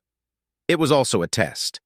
Ghatkar also had an arrogance within him, one that made him very effective at rising in the ranks, but would need to be tempered to be an effective herald for the Raha royal house. "Just stay silent and watch. This Terran is not one to be contested." Almost as if responding to the mentioning of their own person, 2 red pinpoints of light emitted from the darkened far wall as an overhead light turned on, showing the pair of Raha the object of their discussion. The Oracle. Or at least a representation that they used. The robot was vaguely humanoid and would have stood at around 10 feet tall if it hadn't been sat cross-legged. The materials and pieces matched the room, insofar as none of them matched. Rusted old parts attached to new shiny chrome clockwork machinery placed next to hydraulics. It represented an androgynous human of unknown gender and race, no real identifying features, with the exception of the glowing red eyes and the 6 arms attached to its side. These limbs were placed in front of it in a faux representation of a prayer, head bowed before them. "Welcome to the Oracle. Knowledge is power, and all power can be brought." The voice matched everything else around them. It switched between Terran languages, between AI-generated voices and actual audio clips. Male, female, AI, uplift, human. It was impossible to tell whose voice this was. Like everything else, it was designed to hide the real identity of the person or persons that were behind this. "Who are the truth seekers before me? Who are on the path to enlightenment?" "I am Lutar, head of the Intich Elite Guard and herald of the Raha Royal House. This is Gatkar, my second in command." There was a moment as the machine seemed to regard them both for a moment, before continuing on. "You seek the location of Amanda Blake, in Retailaton for the death of Prince Hakthas. That I can provide." "How do you know that?" The look of surprise quivering through Gatkar's antenna was obvious as he spoke out. "That information is only known by the Inch Elite Guard. Our role is to know things, information is sacred, and we are divine." While the voice from the Oracle hadn't changed, somehow the differing scrapbook of a voice sounded annoyed. "Please do not interrupt this transaction or there will be consequences. I apologize for my subordinate's actions," Lutar stated, trying to get things back on track. "What would be the price for such enlightenment, in addition to the location of somewhere I could purchase Terran weaponry?" Lutar had to admit that the Terran weapons, while primitive, had been very effective in their own way, and he was always open to new strategies and tactics. 20 million Terran dollars via the usual method. Why would we pay in Terran currency?" The anger in Gatkar's voice was obvious as once again he spoke out of turn. "You will accept Astorian credits. Due to your barbaric ways, Astorian credits will not suffice, as we have no intention to visit that pitiful and insignificant empire." "How dare you?" Gatkar started to angrily get to his feet as he shouted, "I should tear you and this ship apart for speaking like—" 3 things happened at the same time. The first was that Gatkar made the very unwise choice to draw his weapon in anger and arrogance. The second was the sound of a gunshot echoing around the room, originating from an unseen location. The third was Gatkar's head exploding into a variety of liquid chunks, spraying the floor and Lutar with what used to be the Raha's tiny brain matter. The price is now 21 million. The representation of the Oracle turned to look at the last remaining Raha. "For rug cleaning costs." Lutar could barely contain the feeling of satisfaction as he authorized the payment. The supposed location of his quarry being transmitted to his personal device nearly instantly. An uninhabited moon on the edge of Terran space. Gatkar had been worryingly competent, and while he was the rare kind of Raha who wasn't willing to set someone else's funeral pyre alight, he was more than happy to let dangerous up-and-comers to set their own pyre aflame. "I thank you for this guidance, Oracle." The Raha began to get up before being interrupted. "Wait, I have one more piece of guidances to give." Lutar paused, confusion setting in. "The Oracle never gave you anything other than what you exactly asked for or wanted. The cost? Consider this on the house, as you are a valued customer." There was a pause as Lutar wondered exactly what this would be before the Oracle continued once more. "Do not take the path you are headed down. It will lead to your demise and the demise of the Astorian Empire." "Since when does the Oracle take sides?" "I do not. We have a reputation for accurate and useful information, a reputation that your failure might disparage. Our obligations have now been met." "You have been warned. So let's get the admin out of the way, then we can start the treatment." Spot sat across the table from Flur, datapad in hand as the doctor looked across to his unexpected patient. The room they were in mostly looked normal, like any other medical examination room across the galaxy. It had a chair, one of those paper-lined beds to lie on, cabinets filled with weird pieces of medical equipment that all presumably have a use for some test or ailment. The one exception was the chamber, pressed against the wall. A metal and glass tube with enough space for an average-sized single person to sit or lie down in. Pipes and wires ran from unknown vectors intersecting with the chamber, making the entire thing look less like a piece of cutting-edge medical equipment and more like something you'd find in a crazed scientist's basement. So just to confirm, you are Flur, fourth of his name, son of Gurion, citizen of the Zorthian Republic? Yes. Flur's response was the polar opposite of the uplifts, muted, quiet, unsure. His eyes fixated at a downwards angle towards the table. Spot, on the other hand, was excited, animated as he talked, tail wagging so fast it was a miracle the Terran didn't take off in flight. Do you have any allergies or previous conditions, especially nanosensitivity, giant cell allergy, claustrophobia, or any genetic modification? No. Fantastic, so I'll explain what the proposed treatment is, the intended outcomes, and any risks of the treatment. I'll get you to sign some documents, then we can get started. Spot gave a large, goofy smile, continuing through the legally required steps. So, the main Terran medical technology is around genetic nanobot manipulation. Both Regeneration and Medical work on this concept of fixing both injuries and aging at a cellular level.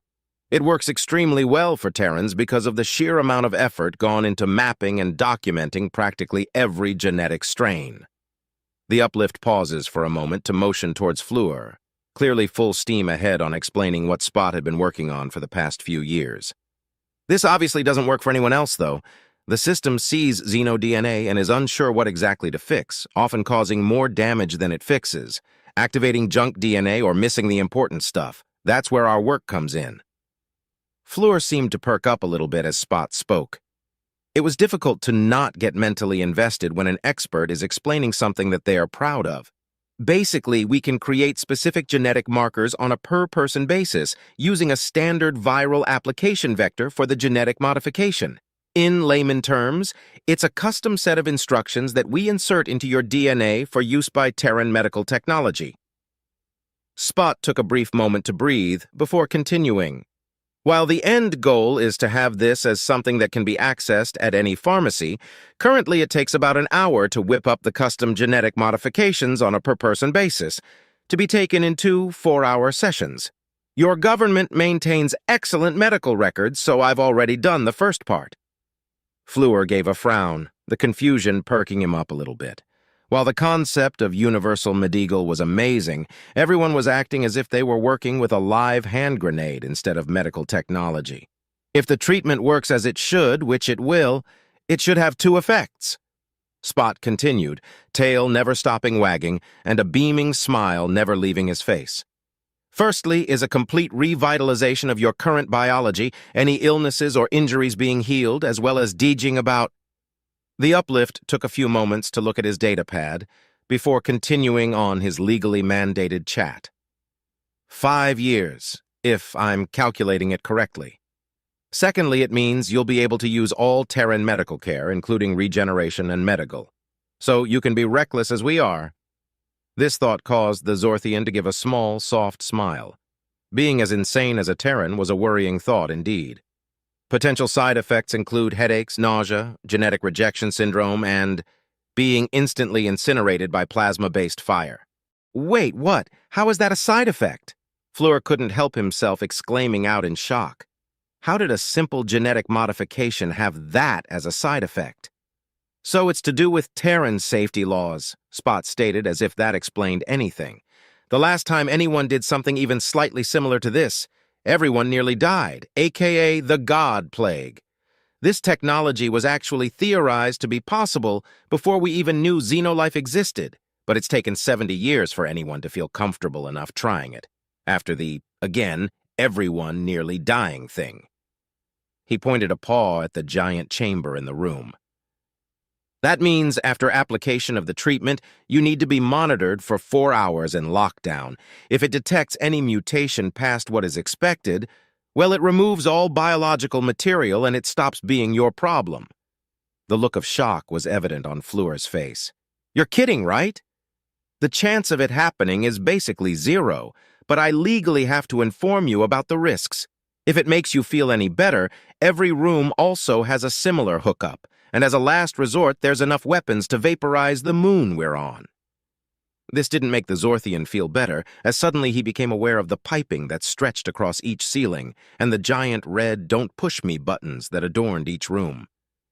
"It's not just Amanda, it's it," Fleur said it softly, almost resigned.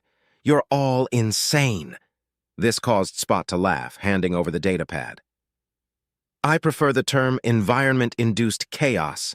If you're fine to go ahead, just provide your consent and we can start." Fleur gave a small, resigned sigh, placing an amphibian hand on the datapad as it lit up, accepting his biometric signature. As he was slowly led into the chamber, he knew Amanda wouldn't have brought him anywhere where he was in actual danger. Still, why did Terrans always have to be like this? He placed his arm into the auto-injector as the chamber slowly sealed up, the wiring of hydraulics and the rumbling sound of the air supply being cut off and filtered in its own closed system, entirely isolating Fleur. The tiny prick of the needle injecting into his arm told Fleur all he had to do now was simply wait for the treatment to work. Even this soon, the effects were starting to become evident. Bruises and healed-over cuts slowly fading, dried-out damaged skin returning to a normal translucent color. Everything was seemingly going to plan, so why was he starting to panic? The walls of the chamber were too close to Fleur, seeming to entrap and entomb him in. The recycled air and small space seemed to rip the breath out of his lungs as the amphibian started to breathe faster. Even with a comfortable seated position and ambient lighting, the enclosed space was just too much like he was back on the ship, as if at any moment the Raha would come back and, "Fleur, are you okay in there? Your vitals have spiked." The concerned voice of Spot sounded from a speaker, although he was only just a few feet away. There's not a lot of air in here. I can't breathe. I need to get out." The doctor swore under his breath. This was possibly the worst way for someone to find out they have claustrophobia. Spot literally couldn't open the door even if God was demanding it. The protocols were strict on that. Not until the treatment had been confirmed safe and non-mutating. "Okay, Fleur, just close your eyes and take deep, slow breaths, okay? Just listen to the sound of my voice. You're doing great." He could see the signs of the Zorthian slowly calming down, but Spot knew he was going to have to distract Fleur for far longer than that. "We got some time, and I'm sure you have some questions after spending so much time with Amanda." Fleur kept his eyes closed, just focusing on breathing and the sound of the uplift. "What are you? People call you Terran, but you don't look like any other Terran I've seen." That caused Spot to chuckle a little bit. Anyone not familiar with Terrans always asked that question. The answer is, I'm not a real Terran. Don't tell Amanda that I said that because I don't want another 30-minute "you're a real boy" lecture. The fact is, humans have long made friends with basically anything that moved. And once they had the technology, the first thing humanity did was bring their friends with them. I started my life as a non-sapient Canis lupus familiaris, and through significant genetic modification, was uplifted to the lovable doctor you know now. Now that confused Fleur. While technologically it was possible, the idea of spending that much time and effort to make it happen was, well, it was insane. Although again, he was thinking about Terran actions, calling them insane was repeating himself. His next question, however, was interrupted as Spot continued to talk. "As for your next question, why? Well, there are a lot of ways to describe a Terran. Insane, reckless, crazy. Even if you ask them to describe themselves, they tend to give you negative answers. Aggressive, dangerous, even evil. But in my experience, everything a Terran does can be explained by one single word." Spot paused a moment to let his next word have the full impact it deserved. "Lonely." Did you know that Terrans are the only species to accidentally create AI? The method for creating digital intelligence is well known, but humans in their desperation stumbled upon it simply because they wanted their machines to be nicer. There is nothing that they won't try to befriend. And once they consider something their friend, there is nothing that they wouldn't do for them. Fleur could feel the panic creeping back in as the guilt for the amount of trouble he was causing started to seep back into his mind. The Zorthian couldn't help but wonder if he just wasn't worth all the trouble his rescue had caused. Is that why Amanda came back for me?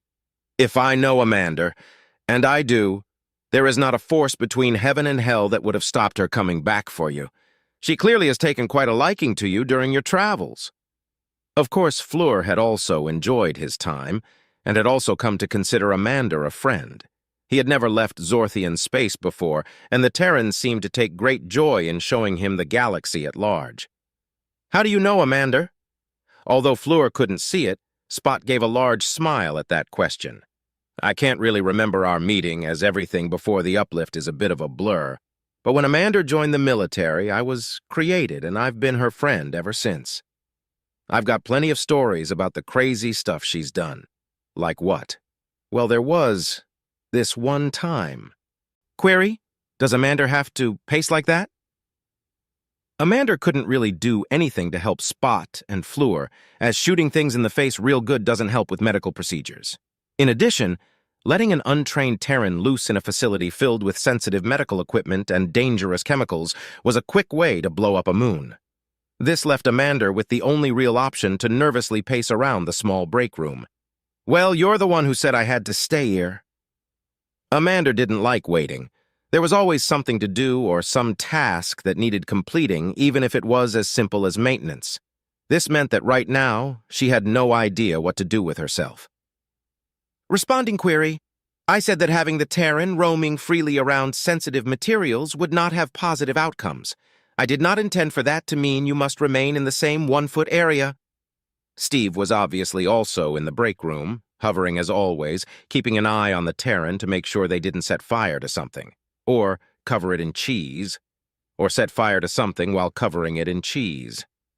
Next to the Scythian and slumped in a chair was the last unaccounted-for member of the research team, Baith. The Hatil had mostly followed the others out of a curiosity about the Terran. Amanda gave a sigh, flopping down onto a seat and tapping her fingers on a table, before pulling a Galnet connector out of her pocket and staring at it for a moment. How the hell has it only been 20 minutes? Amanda exclaimed loudly, clearly frustrated. So, how do you and Spot know each other? From the sounds of it, you both go way back. Baith asked this with a smile, half with actual curiosity, half so that Amanda would be distracted enough to stop fidgeting while waiting for Flur's treatment to finish. It seemed to partially work, as the Terran returned the smile as she responded. You could say that. Originally got him from a neighbor whose dog had just had a litter of puppies. Cute as a button and super smart even before the uplifting. Been my best friend ever since. The distraction seemingly worked as Amanda gave a nostalgic smile on remembering Spot as a puppy. Didn't originally plan on getting it done, but then the military started paying for regenerations and uplifts. Just had to stick around for 4 years and then figured I'd give Spot the ability to think and I'd get to live forever. Amanda gave a small chuckle at that joke. Just 4 years. 200 years later, with a few gaps here or there, she had been doing the same job. Still, she'd been competent at it, enjoyed it, and overall, it had been worth it. At least until it turned out that you couldn't trust other Terrans. Wait, you were part of the military? That's so cool! The curiosity flowed out of Baith, getting more animated and enthusiastic as she spoke. Is that how you managed to kill the Raha prince? The Zorthian mentioned some of it. One Terran army like some kind of action movie. Exasperated statement, Baith. That is not polite to discuss. Our apologies to Amanda. Steve was flashing the purple and black hue of annoyance, causing the Hatil opposite them to deflate a little. Sorry, don't you worry about it. Water under a bridge. The Terran waved off the apology before getting back up and making her way over to the break room's replicator. Though if this is what we're blabbering about, then I reckon this ain't a sober conversation. Amanda pressed a few inputs on the machine, before frowning and pressing a few more, ending with a flat-out scowl and giving the machine a hefty thump. What the hell is wrong with this? Explaining query, all replicators in the research facility cannot create mind-altering substances to avoid potential incidences. The frown on Amanda's face deepened even further, before pressing a few more buttons and procuring a piece of gum, chewing it up quickly before returning it back to its aluminium packaging. Learned this trick in basic. Watch closely. Baith learned forwards to watch closer as the Terran procured a knife from her side, jamming it into a crack in the replicator's casing. With one swift movement, she popped the side cover off before delicately placing the gum-covered wrapper in a specific location. You just gotta pop the side off, then make sure the ends are touching that weird L-looking piece and the smiley face circuit. Then reboot it and... There was a moment delay as the replicator rebooted itself. Then with a satisfied look, Amanda pressed the inputs once again, this time procuring a bottle of beer from the machine. Just make sure you remove it before anyone comes round, and unless someone checks the logs, there ain't no trace. Holy shit, you are now my new favorite person. Faith jumped up excitedly from her seat, pumping both adorable paws into the air as she proclaimed her newfound friendship with the alcohol-supplying Terran. Statement: this is against the Terran Alliance Scientific Progress Initiative guidelines. The Scythen remained colorless, no emotions feeding through as Amanda rolled her eyes. If Squidward don't want any, I ain't forcing you. Clarifying statement: I never said that. Make mine a Kirkenskoracta. It had been around 2 hours of talking and drinking, a time period that could be measured more by the bottles and glasses stacked up on the table in front of the three. The conversation with Amanda was more than pleasant, especially considering that the Terran was a fountain of information regarding their co-worker and mutual friend. Often embarrassing information. So Spot is stood up on the stage, right, just having finished pre-med and obviously gets to do the Wasset name, the speech you give for being top of your class. Amanda clicked her fingers repeatedly trying to remember the word before being helped by the Scythen. Aiding statement, valedictorian address. That's the one! So he stood there giving his talk, standing in his fancy robe. I'm proud as punch of the little guy. When suddenly he just stops, stares out into the university grounds and shouts squirrel at the top of his voice before taking a flying leap off the stage. Wait, really? Faith had a shocked smile across her face, expression stuck in incredulous mirth. We're talking about the same Spot here, right? The guy who wrote half the research papers I studied at uni? Amanda took a moment to take another swig of beer with a smirk before continuing with her story. Back then, the uplift stuff was kinda new, so the balance between instinct and not hadn't been dialed in yet.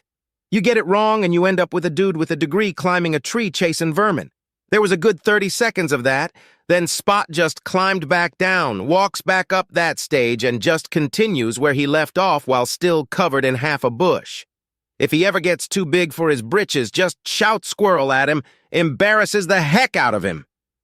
A small amount of drunken giggling continued among the group, the thought of the well-respected doctor chasing after a squirrel entering the trio's mind. Contemplative statement: it is strange to consider that Spot started out life non-sapient. Steve was a curious blue color as he poured some more alcoholic beverage into his feeding tubes. It's just how it is. They've always been man's best friends, so as soon as we could bring him along for the ride, we did. Amanda responded with a smile. I got pictures if you want to see 'em. More than anything, yes.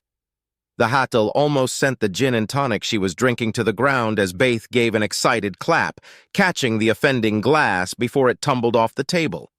The grin didn't leave Baith's face as Amanda fumbled with her Galnet connector, eventually showing the group an old picture of the adorable black Labrador puppy that would later become Spot. The group quietened down a little, the current conversation thread running its course as they continued to nurse their drinks. It was the Scythen who picked the conversation back up, more serious this time. Asking query, do you believe anything could come of the Raha situation? Any other species the Astorians would declare war? Even if they did, the Terrans would just blow up a planet, then become their best friend, Faith responded matter-of-factly, confident in her assessment of Terrans. A Terran can't go pick up fuel without making 3 new friends and adopting a wild animal. Amanda's face soured for a moment, mood turning more somber with this line of discussion. This would be different. Astorians are slaving assholes who are an actual threat, not just an incident or a bust-up. Things tend to get out of hand with us when an actual war is on the table. Dismissive statement: I never understood why Terrans have such a negative view of themselves. The only species to have a negative inclination to Terrans, the friendliest species in the galaxy, are Terrans themselves. The statement from Steve got a small smile out of Amanda, who simply finished off her current drink before continuing. I reckon it won't matter. They'll throw a hissy fit, but neither side really wants a fight. We'll just go back to the galactic I'm not touching you game. They'd have to do something really stupid for it to go further. Michael was a reptilian, a bipedal lizard-like species standing around 4 feet tall and covered with a pattern of green and blue iridescent scales. The third to hatch from a bundle of 5, the name was chosen because his mother liked the sound of the Terran word. Michael. Exotic and exciting, the syllables whispered the chaos and insanity of the Terrans themselves. It meant leader of angels, a religious entity that seeked out evil and destroyed it where it was found, which was all rather ironic and lost on Michael since the name did not match his personality. No, the reptilian liked order, liked building things and putting them together. Contrary to his chaotic Terran name, he went into the ordered studies of maths, science, and then eventually engineering. He was smart. Not a genius. He wasn't good enough to get a place on a Scythian research vessel. God knows Michael had tried. But he was reliable, decent, and hard-working. Someone you could have a good, intelligent conversation with, but wasn't going to revolutionize every field of study he touched. Michael worked on the Curious Hatchling, a research vessel focused mainly on the study of black holes. His job was to make sure that all the move the ship forwards parts carried on doing that, and didn't turn into explode the ship into a fine mist parts. He was good at it, quietly decent at his job, enjoying his time he spent year after year with the rest of the crew. Sometimes he did wish there was a bit more excitement, though. Sure, he'd carved out his own piece of the galaxy, had a mate back at home, and was overall a happy person. But the days turned to weeks, turned to months, and compared to the exciting stories he read as a child of the galactic community, it was all a bit mundane. Somewhere a god called Murphy laughed its evil laugh. Today was a standard day, it was maintenance day, it was always maintenance day. Very rarely on a spaceship did big interesting things happen. Instead, lots of small boring things needed to be done, which if not done in a timely manner, turned into big scary dangerous things. Today was lubricants, opening up various pieces of machinery and making sure the various fluids and oils that ensured the piece of metal didn't grind to a halt or burst into flames were all topped up. It was boring, monotonous work, as Michael couldn't help but let his mind wander as he lay there, crouched in an awkward position on the bridge of the ship, slowly dismantling and then checking the machine in front of him. This current trip would be over in a few weeks. Then he'd get to see Ravoon. The one negative of traveling the stars was being away from her for so long. He'd have to look into getting a more stable job, one that didn't end with him flying across the galaxy. Wasn't as exciting, but then again his scales weren't as soft as they used to be. Everyone eventually needed to settle down. The power plant was always hiring, wasn't it? What in the 5 streams is a Raha ship doing out here? Michael was ripped out of his thoughts of futures as the captain spoke. He couldn't really see him, stuck with his head under a mass of hydraulics and machinery, but he could still hear the sound of the kindly figure. I'm not sure, sir. They seem to be dead in the water, though. Leaking warp plasma all over the place. It's a miracle they haven't already exploded. The second voice was the head of navigation and communications. Michael never really interacted much with her, but still could recognize her voice. Any response to our hail? None. But communications are all scrambled due to a local solar storm. Flares are messing with anything stronger than a flashlight. Probably what caused their trouble. There was a pause. Michael could imagine the captain thinking for a moment before responding. Law of safe harbor applies. We can ask them what they are doing this deep into Terran Alliance space after they're not likely to imminently explode. There was one constant among almost all sapients. No matter what alliance or species you hailed from, there was a near-universal fear of dying slowly in the vast emptiness of space. Even before anyone made it to space, every culture had its own version. The Terrans had maritime law. The Raha had the law of the desert plains. The accepted agreement was no matter who you were, even if the guy on the other end was your hated enemy. If you found someone stranded in the depths of space, you offered assistance. Nobody wanted to slowly starve on a ship with no engines. Michael inwardly gave a groan. That would probably be his job, to see what damage the flares had done to the Raha ship. Just what he needed to spend some time with the creepy insect-slaving assholes. Almost on cue, his personal Galnet connector lit up with a request to make his way to the docking bay. Slowly, the Reptilian put away his tools and returned the device he was working on to functioning order. He was in no hurry to get to where he needed to go, instead choosing to amble along at a leisurely pace, his thoughts wandering once again to his offshore leave. He was looking forward to seeing Ravun again. It had been too long this time. The way her eyes sparkled in that unique way when she told a joke, that special way her tail flicked when she got flustered. It really was time to settle down, wasn't it? The sound of screams brought Michael out of his thoughts with a jolt. He stopped still as confusion racked through his brain. It echoed through the halls, screams of pain, plasma bolts, and 3 bangs as loud as thunder as he stood there in confusion. Then another crew member rounded the corner in front of him, the Reptilian scrambling and running past him with a wild fear in his eyes. Michael stared, dumbfounded, until the further sounds of footsteps signified a larger group of crew members heading in his direction. This group, however, was chased by barrages of plasma bolts, zooming from an unknown origin, the shots streaking after the fleeing Reptilians. He watched one hit a straggler in the back, the unfortunate researcher collapsing to the ground, unmoving. It was then that Michael decided it was a good idea to start running as well.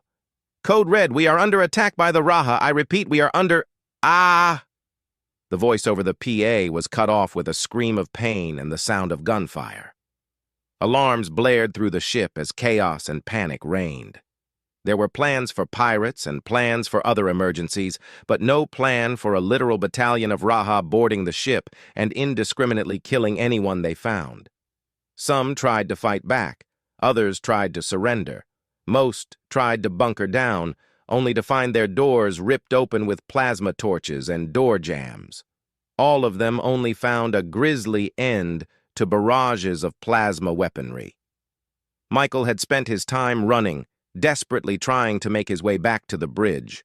Logically, the most secure area of the ship would also be the safest. He was exhausted, his lungs burned and his legs ached, but he knew he couldn't stop. The sound of insect legs and gunfire, the smell of plasma and burning flesh, those told him that slowing down for even a moment would be his death. Michael's brain almost couldn't comprehend what was happening. Just 15 minutes ago, he'd been daydreaming and just enjoying another uneventful day. 15 minutes ago, he'd just been thinking of finally seeing his mate again. How had everything turned to chaos so quickly? Michael slammed into the door to the bridge as he rounded another corner through the corridors, desperately spending a few moments trying to get the thing open before forlornly realizing that the captain and whoever was still in there had already sealed it shut. He was most obviously trapped between this door and the incoming Raha. No, no, no, no, no, no, no. He could hear the sounds of fighting and shouting getting louder behind him. The only reason the Raha weren't here already was their meticulous checking of every corner of the ship to ensure their slaughter was complete. Michael desperately looked around for a hiding place, anything, before spotting a possibility. A removable piece of the wall, used mainly for maintenance. Quickly, the Reptilian ripped a tool off his belt, using it to removing the bolts that held the panel in place, before looking at the small gap in front of him. Unlike what movies will tell you, ships do not have sprawling networks of maintenance tunnels for good guys to crawl around in. It would be a waste of space, something that's ironically a bit of a premium on a spacecraft. But you still needed to have access to various machines in order to replace them.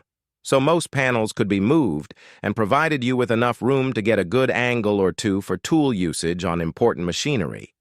This was one such space, allowing access to the fun little display screen that announced the room in front of them, was the bridge.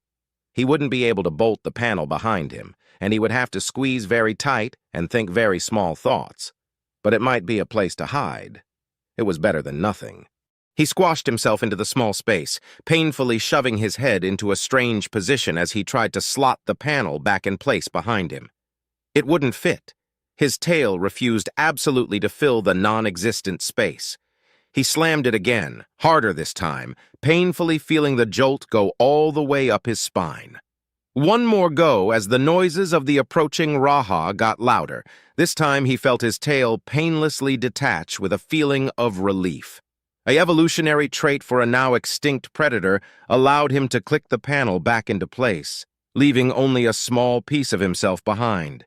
He literally couldn't move an inch, and all he could see was a small portion of the hallway in front of him through one of the missing bolt holes. Hopefully he was hidden.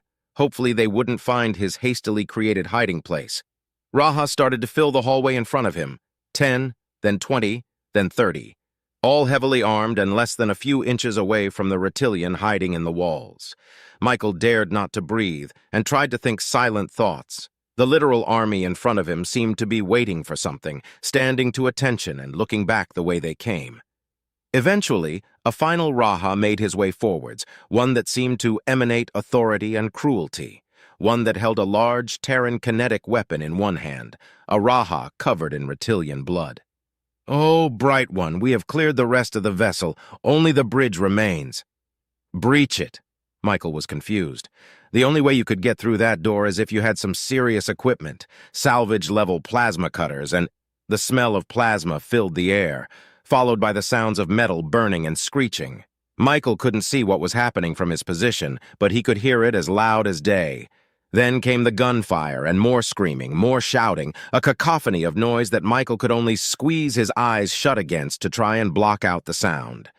Eventually it quietened down again, only the sound of Raha footsteps along the spaceship's floor. Why are you doing this? What do you want?" It was the sound of the captain, a stilted and gurgling voice of a deathly injured reptilian. "We need your ship and your Terran Alliance security codes, nothing more. You were merely in the wrong place at the wrong time." The loud bang of a kinetic weapon fired out once more, and then there was truly silence. It had been hours. Michael's body ached as he literally couldn't move around in the compartment he found himself in. He couldn't leave, as there was always a Raha on the bridge at all times, someone who would hear or see him leave this hiding place. The reptilian didn't have a plan, he didn't have any way out. All he could do was lay there, squashed in his current position, and hope that something came up. "Please let me survive this. Please let me see Ravoon again. I'll never step foot on another spacecraft, and I'll get the most boring job imaginable." Still, he wasn't sure how long he could physically last in this position, literally feet away from certain death. "Oh, Bright One, we have detected the trail of a shining star, but it is not at our current destination." The discussion was happening in front of Michael. The Raha with the kinetic weapon that seemed to be the leader of this travesty was being spoken to by another Raha. "Make no change. My source is never wrong. But Bright One, surely we should go after where we know for sure they are instead of chasing rumors." Michael couldn't see the leader's reaction, could only hear the silent pause and then the response. "Take half the forces and chase this lead.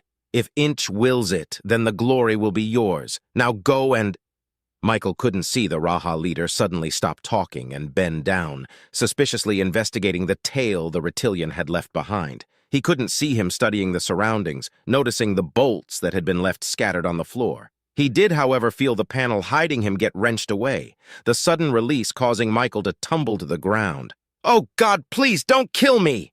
the reptilian pleaded as the Raha leader pointed the kinetic weapon directly at his head. There was almost a look of pity on the otherwise cruel insect features of his soon-to-be murderer. "That's unfortunate." Michael was a reptilian, the third to hatch from a bundle of 5. His name was chosen because his mother liked the sound of the Terran name. The last thought he had was of his mate Ravoon, and how he wanted to see her one last time.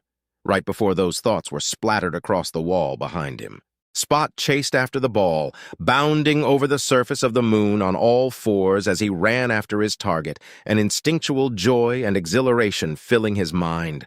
Sure, the uplift might be a trained doctor and one of the leading authorities in biogenetic engineering. In the end, he was still the same puppy that had been born all those years ago in Texas. No matter how many genetic treatments Spot had gone through to change him from a non-sapient to a sapient, some things didn't change, including the simple joy of chasing a bright yellow ball. It was also something he couldn't do much of anymore. As much as he liked the Hatil and Scythen on his research team, there was one thing that Terrans, humans in particular, could do that nobody else could. Humans weren't the smartest of species, they weren't the strongest or fastest. Even their persistence wasn't the best.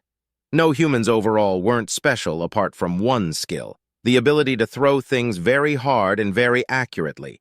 Most could do one or the other, only a Terran human could do both. Throwing the item in the far lower gravity of the moon and bounding around after the tennis ball was, while slightly embarrassing, very enjoyable. Spot, however, did pick the ball up with his paws and start making his way back to Amanda bipedally, attempting to retain at least a little bit of dignity. "So what's gone and got you up in a hissy?" The voice of Amanda crackled through the headset of the spacesuit, causing the uplift to pause for a moment in response. "I'm really not sure what you mean," Spot responded carefully. "I haven't seen you for 3 years and you're avoiding me like I'm covered in pig shit." That had been true. The truth was, Spot was rather annoyed with Amanda. The first time he had seen his friend in 3 years, and it was yet another case of the human throwing herself into danger.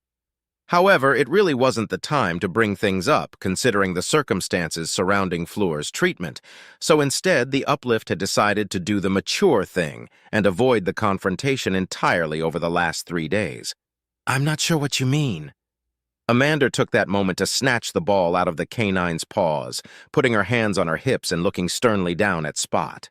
Or at least as sternly as you can do through the visor of a spacesuit. "I ain't throwing this again until you tell me what's wrong." This caused the uplift to give a sigh. He knew that at this point the human wouldn't give up on her quest to get him to talk. It would be far faster to just come out with it. "I haven't seen you in 3 years, and the first time I do is because you've once again put yourself in danger. Once again, you're trying to solve it yourself instead of doing the smart thing and going through the proper channels." "What was I supposed to do? Go to the government?" The exasperation was clear in Spot's voice as he responded. "The organization with guns and diplomats and everything you need when you kill an Astorian prince." "So they can take the easy way out?" Amanda responded with her own fire, an anger born of experience, of betrayal. "So they can hand me and Flur off to the Raha? So they can tell me again when we said just following orders ain't a defense, that don't apply to our orders." Spot knew what event she was talking about. Amanda had been on the TC Odin, the planet cracker, the destroyer of the Hatil colony Tavirus, the moment when Terrans everywhere knew they'd gone too far. Going to war against someone who had aggressed on you first was one thing. Destroying an entire planet against an enemy who had no realistic way to fight back was another. The only reason the war was still going at that point was simply because the Hatil didn't realize that surrender was an option. "It all worked out, didn't it? Humans did the right thing in the end. You always do." That had also been the case. Captain H. Samaras was currently serving his life sentence in a military prison somewhere, and those who had tried to stop him had all been cleared of any wrongdoing. Efforts had been made to help the Hatil, and many historians and analysts believed that the destruction of Tavirus was the single biggest reason why the Terrans were so conflict-avoidant and willing to ally with anyone. After the public outcry got too much, you don't get points for being forced into doing the right thing. Amanda's voice had turned softer, less angry, and more forlorn. There were 381 other people on that ship, and when given a choice to stop a vengeful madman from killing millions, only 2 of them stood up to the plate. So sorry if I don't have faith in them to do anything useful. Spot slowly sat down on the gray rocks that made up this moon's surface, sadly looking at Amanda. He knew such ideas weren't healthy, but he hadn't been there. It wasn't within his ability nor place to change them for her. "Whenever you do something like this, I worry that you're taking on more than you can chew. I've already seen Yudi once. I spent 10 years trying to cure you. I don't want to lose you again." Both Terrans just stood there, shoulders slumped, and a solemn mood permeating the moon's nearly non-existent atmosphere before Amanda straightened out with a burst of enthusiasm. "Well, that shit went and gone and got depressing. How about you come along with me next time? Stop me getting into trouble, just like old times. After you gone and finished saving the world with your brain, of course." Nobody could see it through the visor of his spacesuit, but Spot gave a big smile and a happy tail wag at such an idea. "I'd like that a lot." Baith had made mistakes. The biggest one she was regretting right now was being born. Everything was too loud, too bright, too... everything. The Hatil was also regretting having a head which was pounding, or a stomach that was screaming obscenities at her via biological means. She was mostly regretting that today was inventory day, where the vast quantities of supplies, both recreational and scientific, needed to be checked and noted down in order to work out what goodies were to be delivered with the next supply run. Oh, why did I do this to myself? Last night, Baith had discovered that the new Terran knew how to unlock the synthesizers, and they had used that discovery in order to have an alcohol-fueled bonding session, an action that the very hungover Hatil was currently regretting. Answering rhetorical query, because Terrans are a bad influence on you? Steve was the only other person helping her. Flur, Spot, and Amanda were all busy providing the Zorthian with his second round of treatment.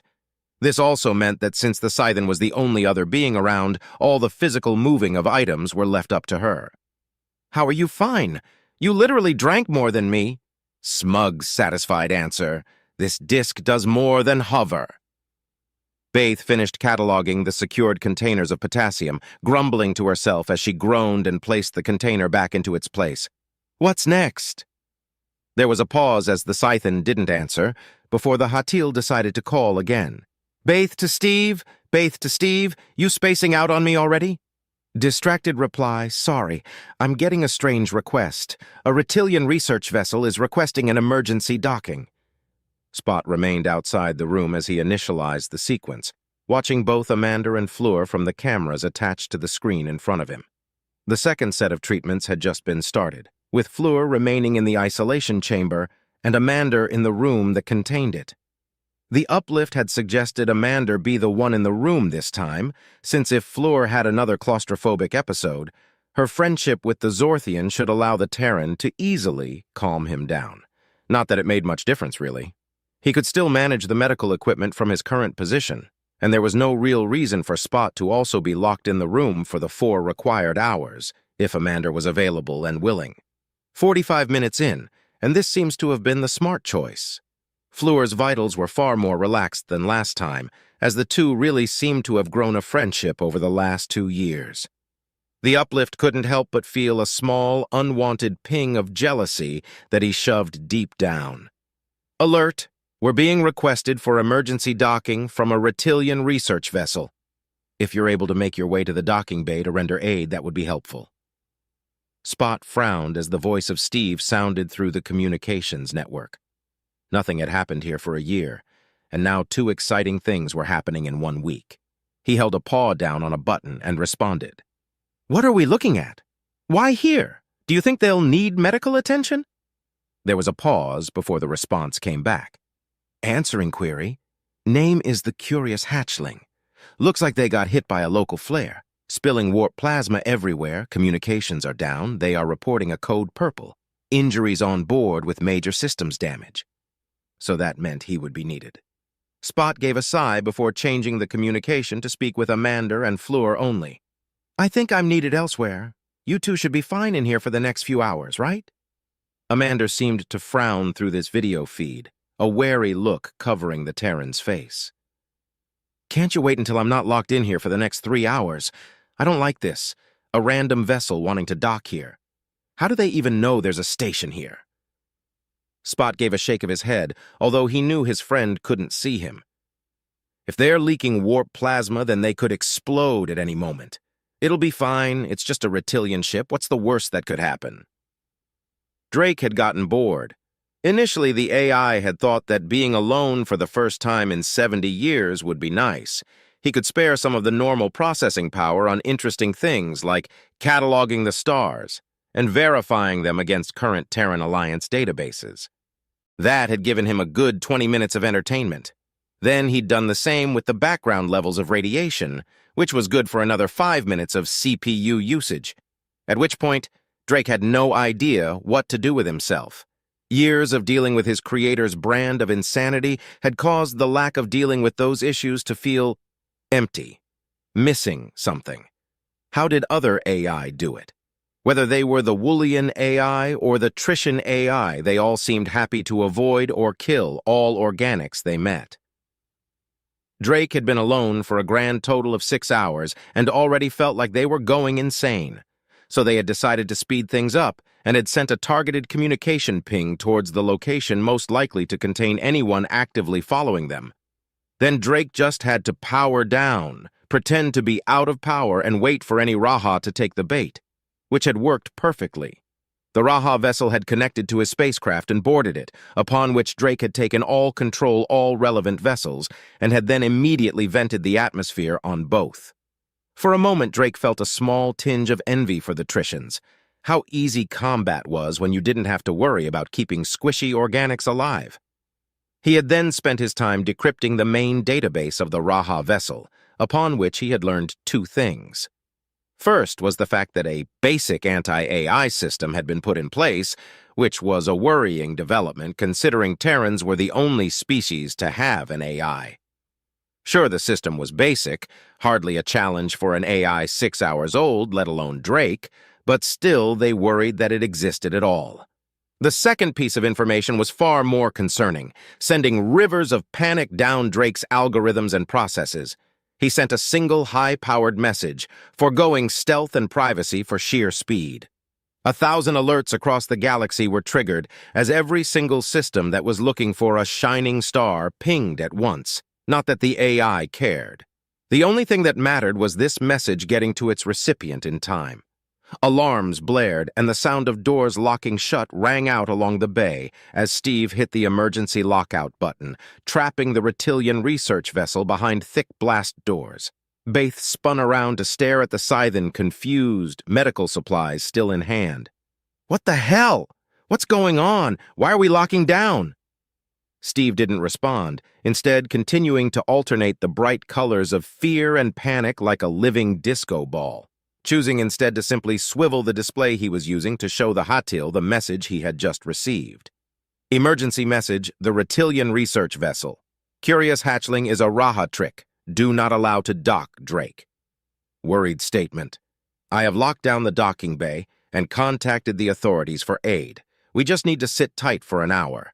Unless they have scavenging-level plasma cutters, they can't go anywhere.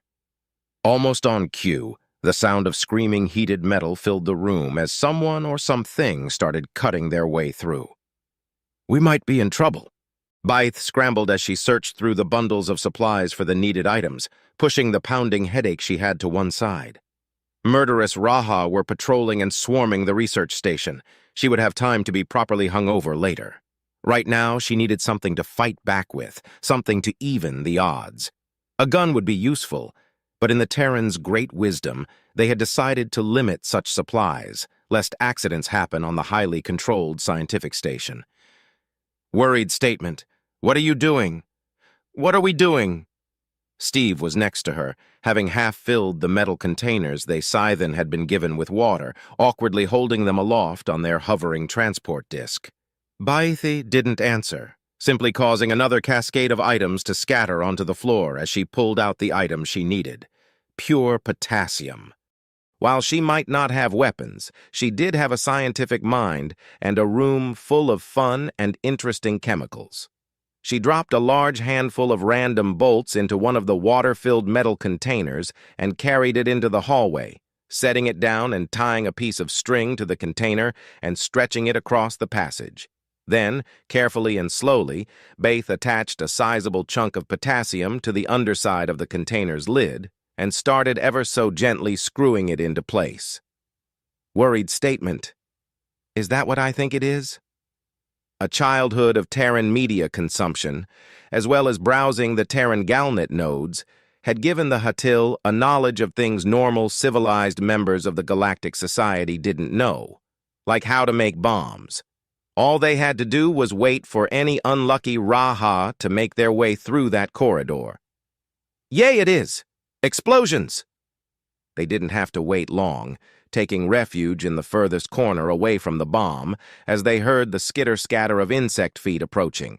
The first in line hit the tripwire, toppling the container of water over and mixing it with the potassium.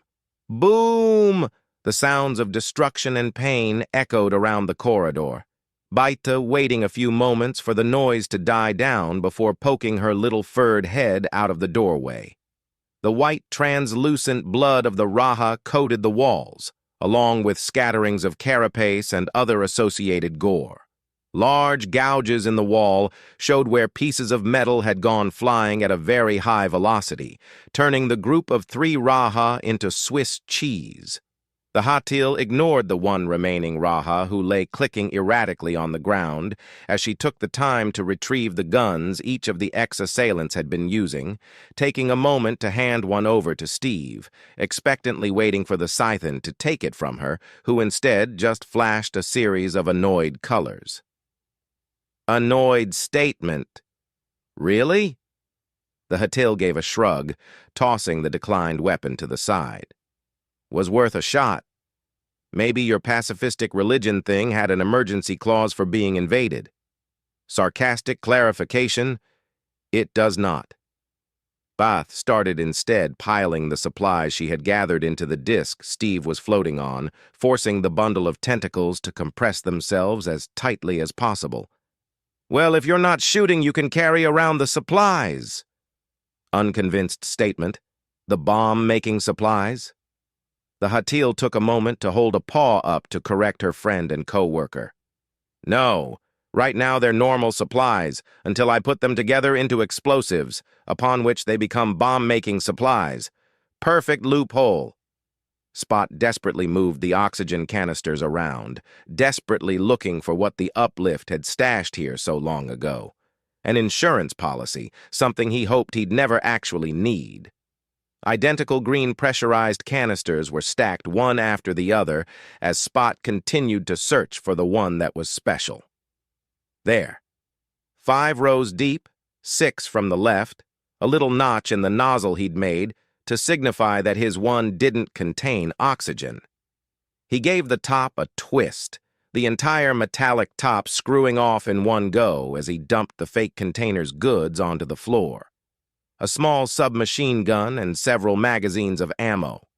On the one hand, there were not supposed to be any weapons on the research station, lest accidents happen.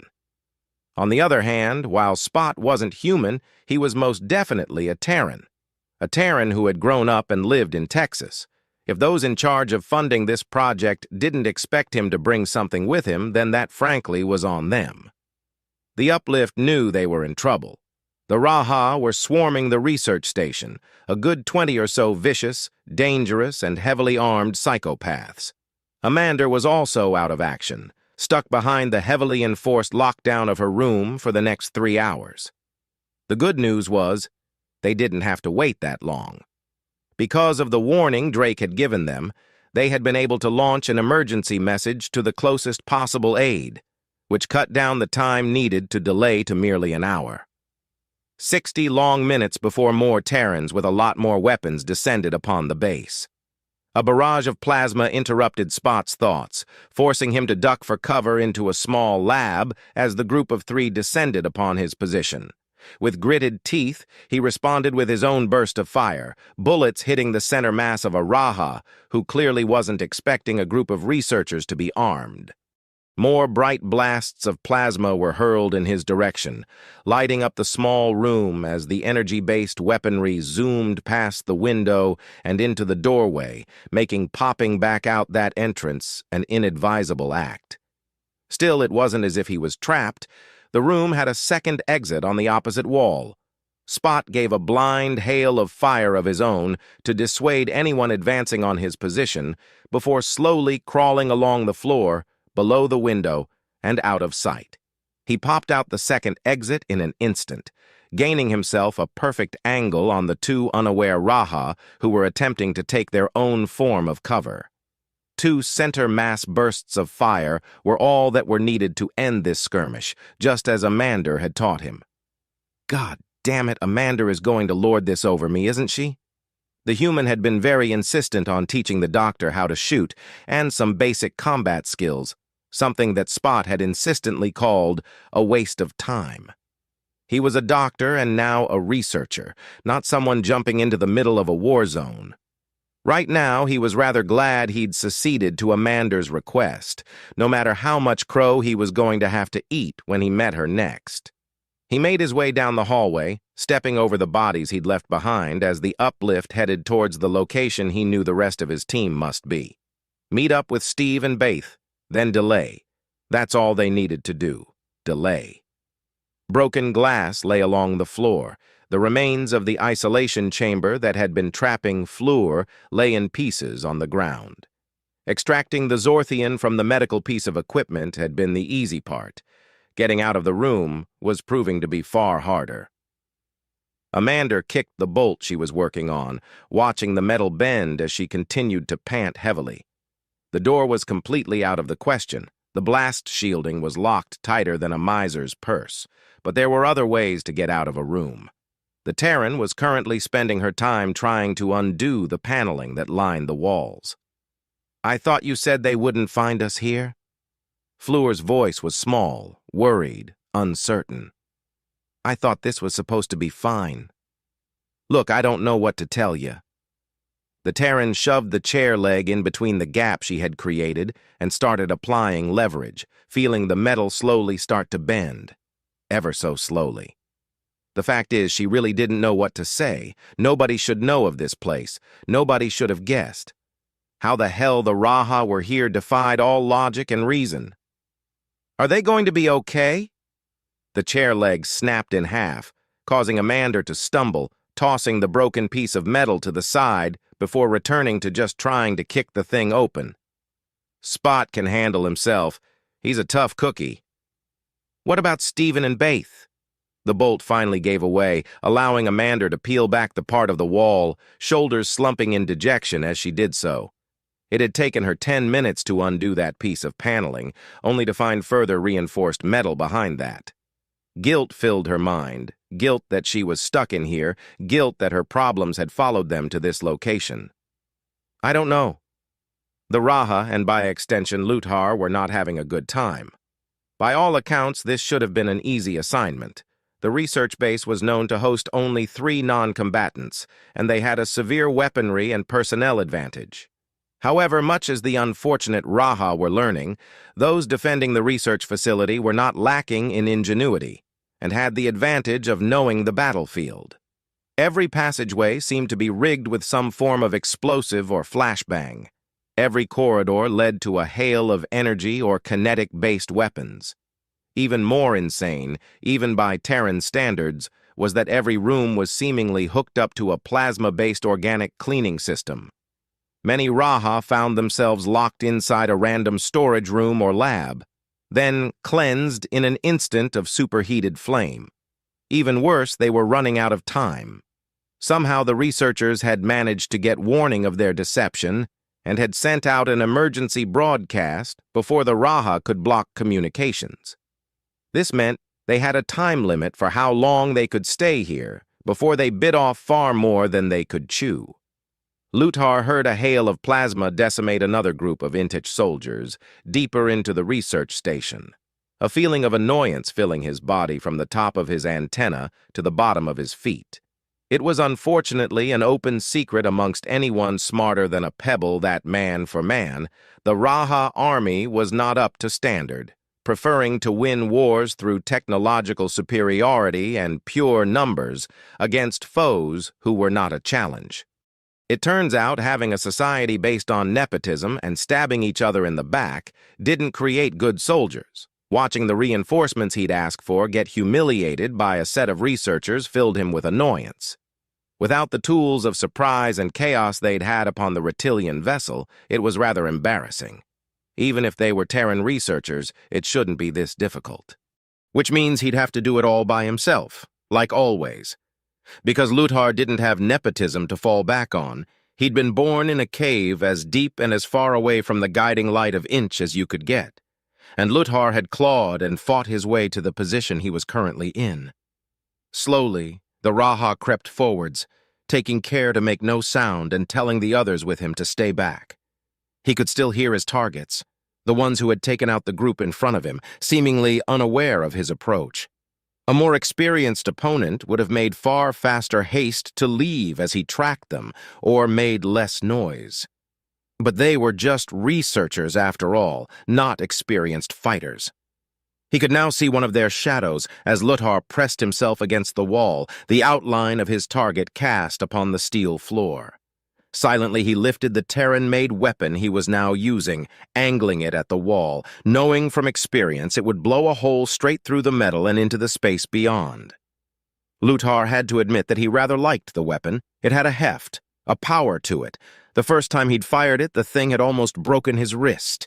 Compared with recoilless energy weapons, a kinetic weapon felt personal, a feeling he rather enjoyed as he aimed the gun at the figure on the other side of the wall and pulled the trigger. The plasma bolts were accompanied by cries of pain from the Raha as the Hatil rained death down upon them.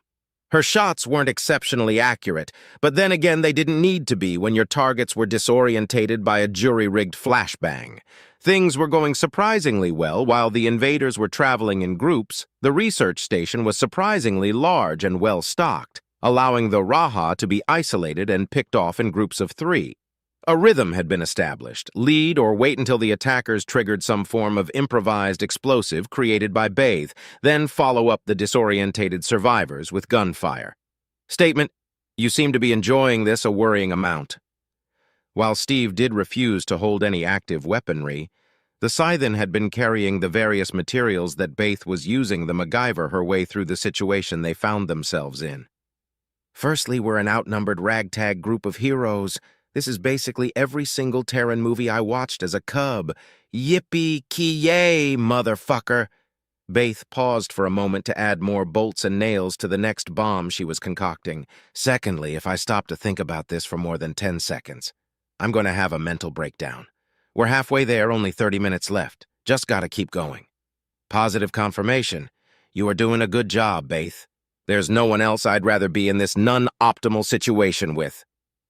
That caused the Hatil to break into a smile, giving a stress-filled sigh in response. Well, we've still got work to do. Could you go ahead and pass me some of the potassium? We'll set up the next ambush point and... Bang!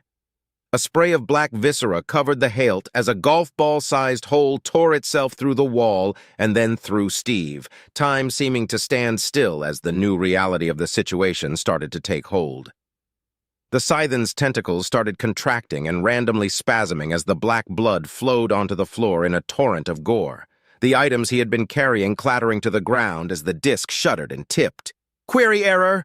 Error! Error! Error! Error! Error! The lights on the hover disk finally gave out, the entire contraption clattering to the floor with a bang, dumping the remains of the Scythen onto the floor. Steve! You okay? Steve? Oh, God! Bathe rushed over to the remains, screaming out as she did so, scrambling as she attempted to put all the pieces back together, as if anything could undo what had just happened. It was then she saw the approaching Raha, a large, menacing figure of evil and competence. The Hatil bared her teeth in rage as she reached for her gun. I'm going to fucking kill you, you fucking bastard! Bang! An agonizing pain caused Baiti to scream out as that paw that had been reaching for the gun was now gone, replaced with nothing more than blood and pain. Where is Amanda Blake? I know she's here and I don't have time for this. The voice of the Raha was annoyed, as if all of this was taking far too much time, which in reality it was. He would have given an eye roll if he was physically able to do so, as the Hatil instead decided to attempt to scurry away, ducking behind an upturned table. Inch turned to the rest of his men, motioning for them to deal with the researcher. Get what you can from the runt. I'm going to deal with the last one, as none of you can seemingly do your jobs. Bythe sat there behind the table, cradling the remains of her right paw, tears in her eyes. Fear, desperation, and shock washed over her as Raha started filling the room, jeering and taunting as the excitement of a new plaything spread among the remaining attackers. One of them reached and hoisted her into the air, antenna twitching with joy as she helplessly squirmed in his grasp. "I'll give you a deal. Tell us what we want and we'll make it quick." "Fuck you!" Baith spat in his face, causing the Raha to slam the Hatil into the floor in anger, leaving her dazed and confused, head spinning from blood loss. She could see the body of Steve, the Scythen she'd been joking with just minutes before, now deathly still. She was surrounded by Astorians and completely defenseless. Then she spotted it. The button.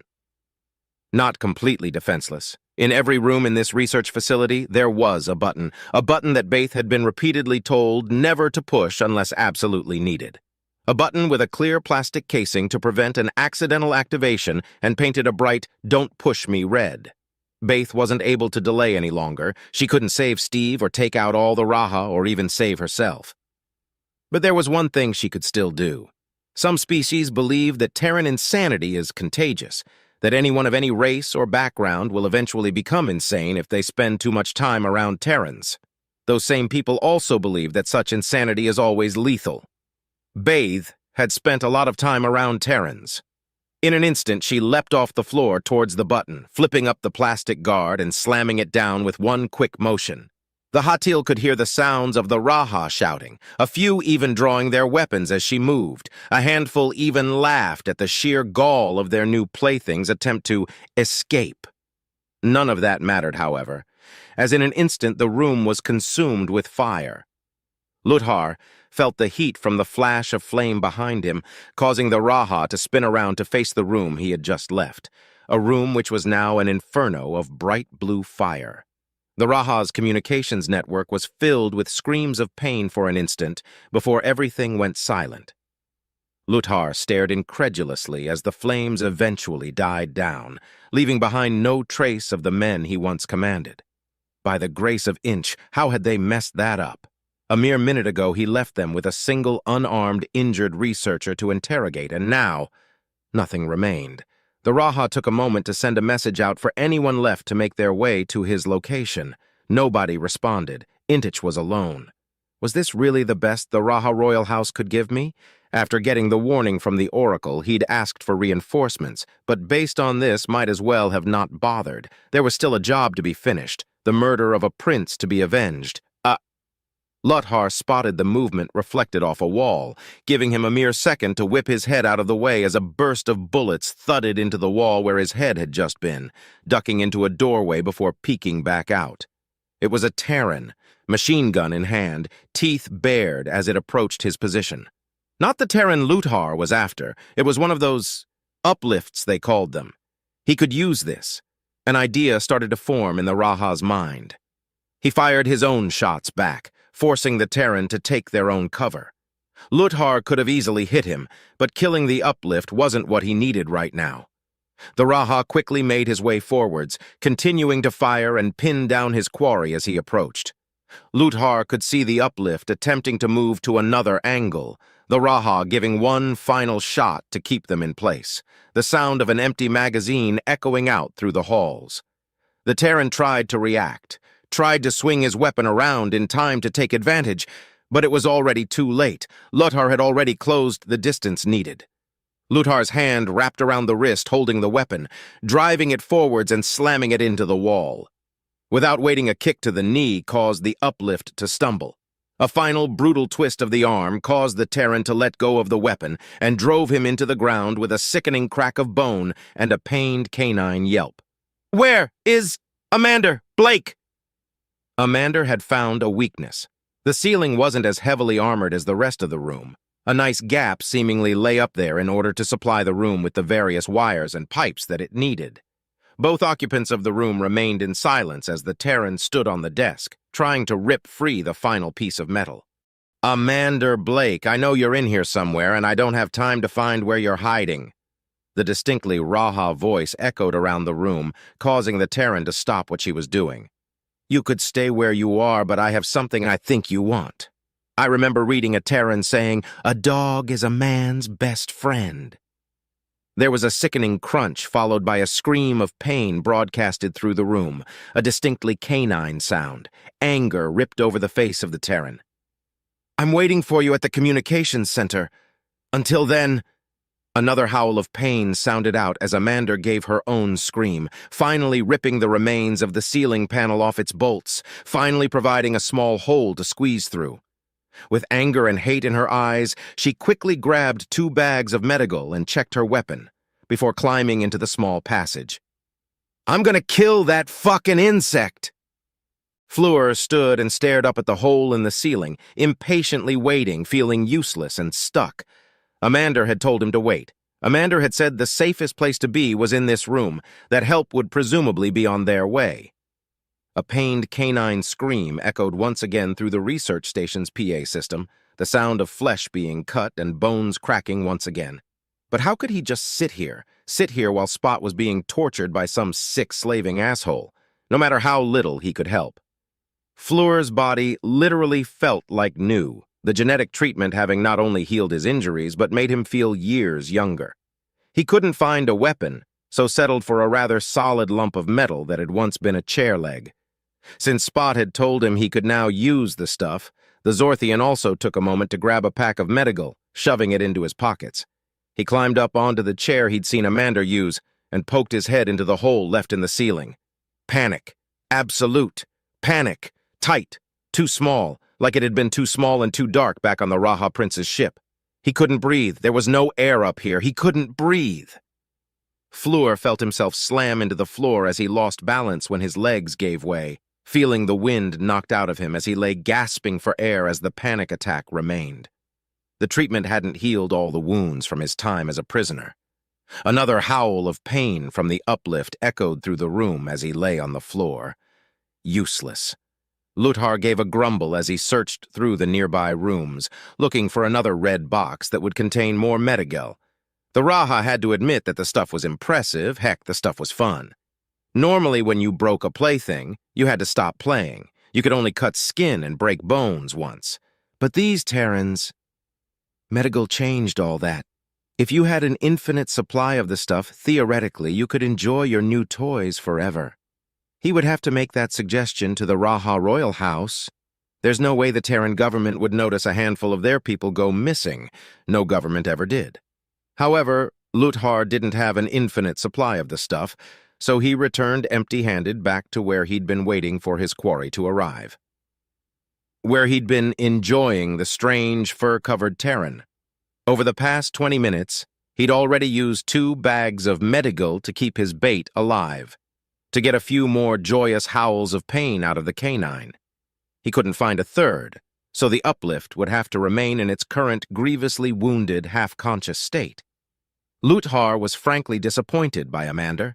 The Terran who had supposedly single-handedly taken out an entire royal barge had instead chosen to hide, even as he tortured what was assumed to be a friend of some kind. Even worse, the sensors on the screens in front of him showed 2 incoming Terran warships. He'd have to leave soon in order to avoid being caught by them. It really wasn't what he wanted to do, but he guessed that what he'd done so far would be considered enough retribution for the death of Prince Hakthas. Still, leaving the murderer alive left a terrible tingle down his antenna. Not that there was anything he could do if the Terran decided to just hide, and there was no point getting caught for no. He heard the slight movement, giving him a fraction of a second to drop to the floor, watching the screen behind where he had been standing explode into 1,000 pieces as a bullet blew through it. He didn't even need to check to know who it was. It was the only other person on this station who he cared about. His target, Amanda. "So you finally came!" He fired his own grouping of shots back in the direction the initial attack had come from, moving low and quick between cover, changing position rather than sticking with some forlorn hope that anything in this room could stop the kinetic power of Terran-made bullets. He spotted a glimpse of Amanda moving from corridor to corridor, letting Lutar fire back his own lethal shots, blowing holes in the walls as the Raha tried to predict the Terran's movement. "I've got to ask Amanda, why here? With the lead you had, you could have been deep inside Terran territory by now." Lutar had lost track of the Terran, keeping low and looking for the next location she would attack from. The console he had been hiding behind mere seconds ago exploded into shards of metal and electronics, leaving the Raha chasing ghosts as he tried to find where the second set of shots had come from. "Why did you make it easier for me to kill you?" The pillar Lutar was ducked behind exploded as 3 bullets missed the Raha by inches, spraying him with shards of metal. Cuts and grooves were carved into his exoskeleton, and white blood splashed into the floor. Yet he still didn't have a single clear shot on Amanda. Something had to change, or Lutar would be killed without ever even seeing his target. But the Raha had his own set of tricks. He dropped to the floor as loudly as he could and gave a fake scream of pain, tensing up and waiting to pounce as soon as the Terran came into view, which she did. Of course she did.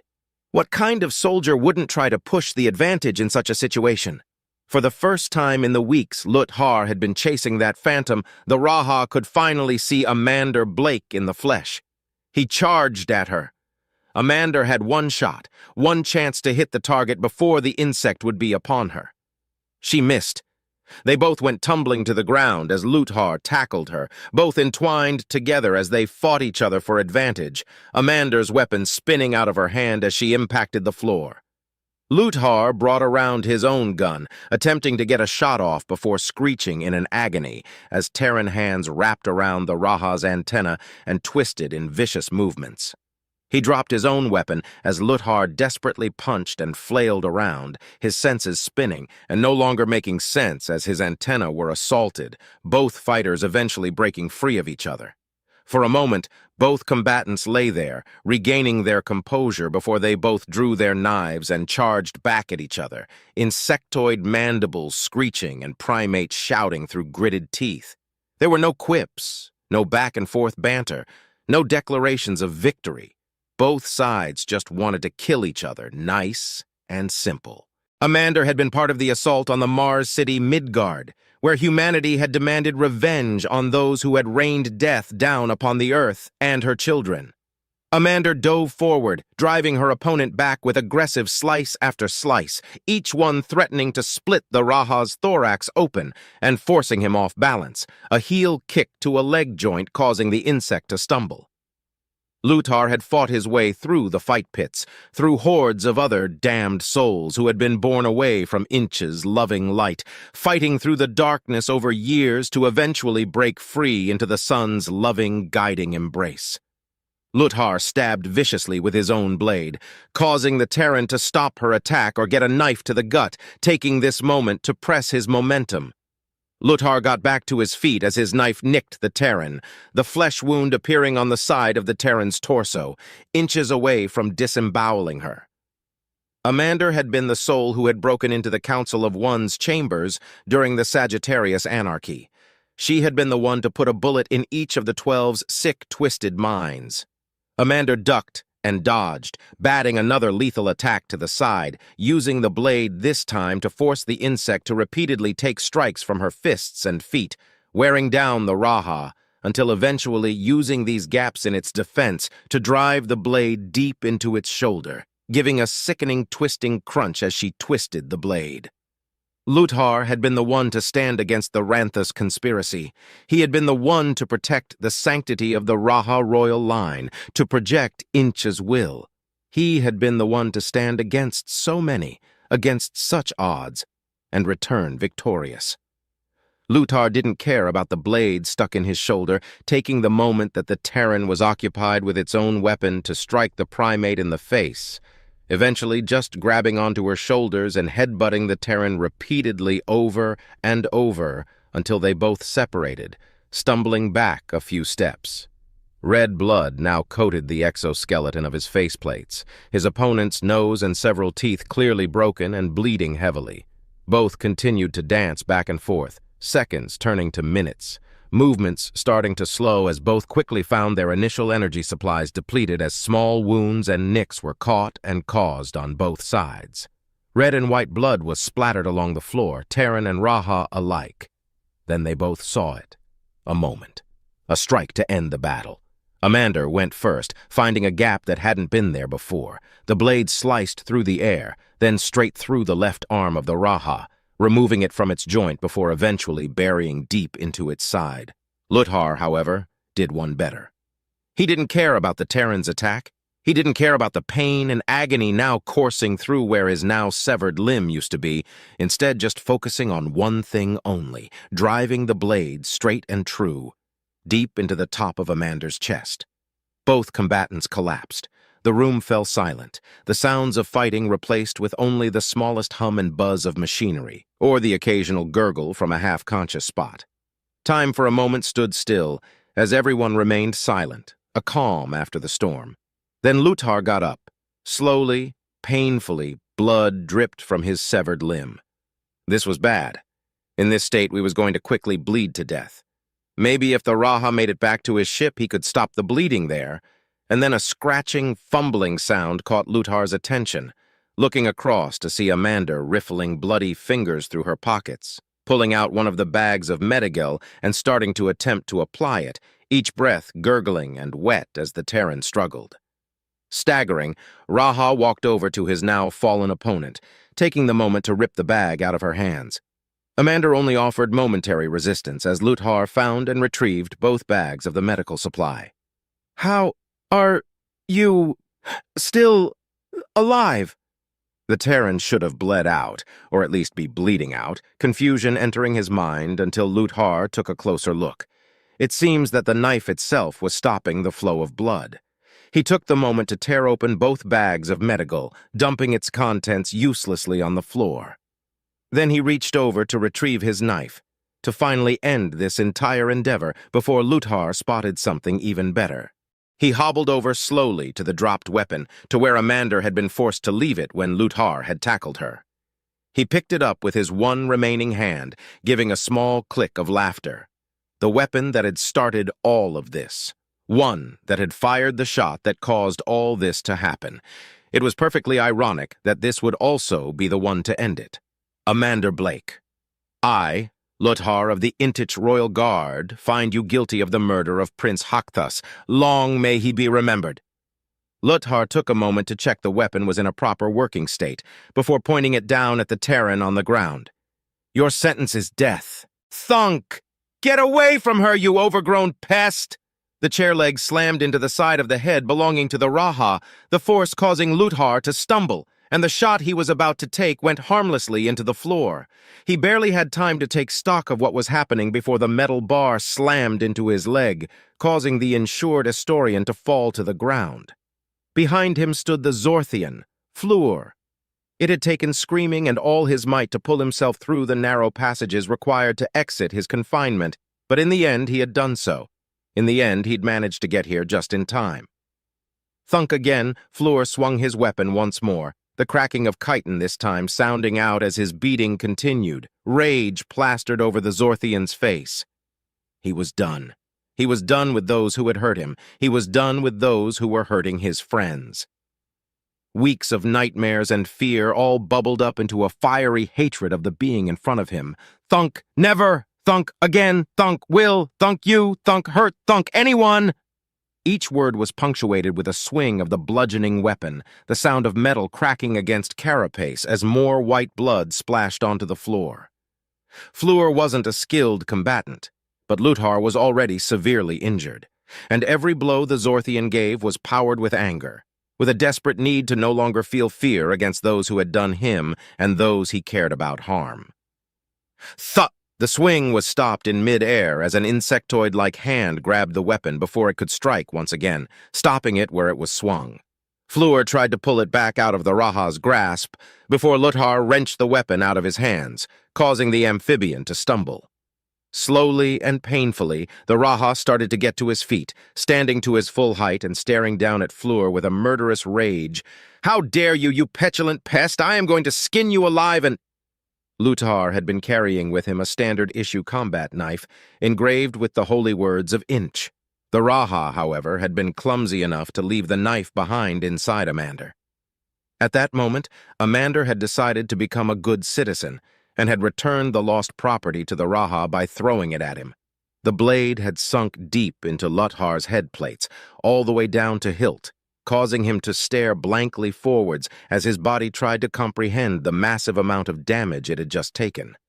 Mandibles twitched as if the Raha was trying to say something, yet no sound could be heard. This continued for a few moments, as if the insect was going to shrug off such an attack, before he slumped to the ground unceremoniously.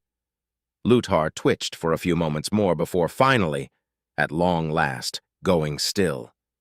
Flur stood there in silence, shaking as the intensity of the situation left his body in one go, trembling as all the adrenaline and anger left him. He gave the now dead Raha a final prodding kick, as if expecting the monster to rise back up from the dead like some B-movie villain. A gurgling, blood-filled breath snapped the Zorthian out of his stupor, as in an instant he rushed over to where Spot lay, giving a shout of alarm as Flur quickly pulled out the bag of medical. The uplift was in a bad way. Many words could be said of the Raha's treatment of their toys, evil, cruel, sadistic, but being careful was not one of those. Blood lay pooled around Spot. Multitudes of deep cuts had been inflicted upon his body as many internal organs weren't internal anymore. Bones were smashed and broken like an horrific jigsaw puzzle, leaving a vague, canine-shaped person behind. As Flur fumbled with the bag, he could tell this wasn't good. He might not be a doctor, but even he could tell that the uplift's current situation was not conducive to the continuation of life. "No, Amanda." The half-conscious Spot gave a growl as Flur approached, baring canine teeth in warning. "Help, Amanda." Flur turned to look at the second figure lying on the floor. He had just assumed that the presumably indestructible Terran was fine. It was Amanda, after all. But on second look, she was also in a bad state. With the knife having been violently returned to its rightful owner, there was now nothing stopping Amanda from bleeding to death. "I only have one. I only brought one with me." Flur's eyes filled with tears as he realized the consequences of that statement. "I said Amanda!" The ferocity in Spot voice left no room for discussion or argument, leaving Flur to simply scramble over to the second Terran. Applying the life-saving medical miracle was so easy a child could do it, purposely designed as such. Just rip open the tab and apply to the wound. The color quickly returned to Amanda's pale face, the mix of nanobots and genetic encoding doing its best to bring the Terran back from death's door. It took a mere 20 seconds for Amanda to go from nearly dead to slowly sitting up with a confused groan. Now that was a bit too close for my liking." It took a few moments of disorientation before the Terran realized that Flur wasn't beside her side as she would expect. Instead, the Zorthian was sat next to Spot, forlornly trying to stop the uplift from dying. "Spot!" Amanda rushed over, ignoring the feeling of lightheadedness from the medical, hands scrambling for where she had been storing her own supply, finding nothing but empty space. The two tried up piles of useless gel on the floor, a testimony to the damage that Lutar had done, even after his death. "Flur, where did you put the rest of the gel?" The desperation and terror in Amanda's voice was clear as her own hands joined in the futile attempt at stopping the bleeding. I only brought one. I don't have any more." "Then why did you use it on me, you moron?" Amanda shouted with a rage fueled by pure fear. "This wasn't his fight, you absolute. Don't say things you'll later regret." Spot's voice was weak and quiet, but it interrupted Amanda all the same. "I told him to do it." The sound of the uplift speaking took all of Amanda's attention, sapping the fight out of her and replacing it with sheer desperation. Spot needed medical attention immediately. What had been done was done. The only thing to do right now was deal with the situation at hand. "Hey, buddy, keep talking, okay? Flur, there'll be more gel at the dock. Just run!" The Zorthian didn't need to be told twice, breaking into a sprint at the Terran's direction, leaving Amanda alone to try to do the impossible. She was covered in the uplift's blood as she tore clothing apart and bandaged wounds. "Hey, Spot, I need you to tell me how to fix you." Amanda knew the basics of how to patch someone up, how to keep the more common causes of death at bay long enough to get help. But this was out of her knowledge set. Spot was a doctor. He'd know what to do. He'd know how to fix himself, right? The canine instead gave a small shake of his head at this request. He already knew the extent of his injuries, barely able to raise his head to take a look. "I could do with some pain management right about now." That sentence turned Amanda's veins ice cold. She knew what Spot was trying to say, but she refused to believe it. She just needed to delay for a little while, delay until Flur got back. 15 minutes, that's all they needed. No, no, no, no, no, no, no, you're gonna be fine, you stay with me now.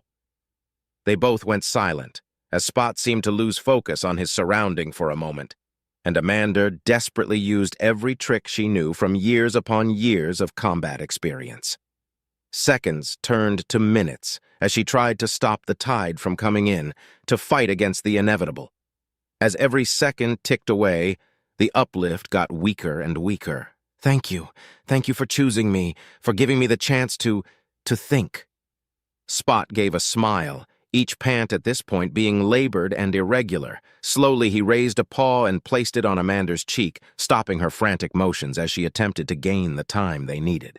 He didn't want her to worry. He made his choices, and he'd make them again if he had the choice. Don't talk like that. You're gonna be fine. You and me, we're gonna go traveling again together like old times. Just me and the best boy in the world. There was a spark of movement. Even through the pain and damage, those two words caused the mutilated stump of a tail to wag, spreading blood along the floor as it did so. Spot was just happy that Amanda was here. I wouldn't change a thing.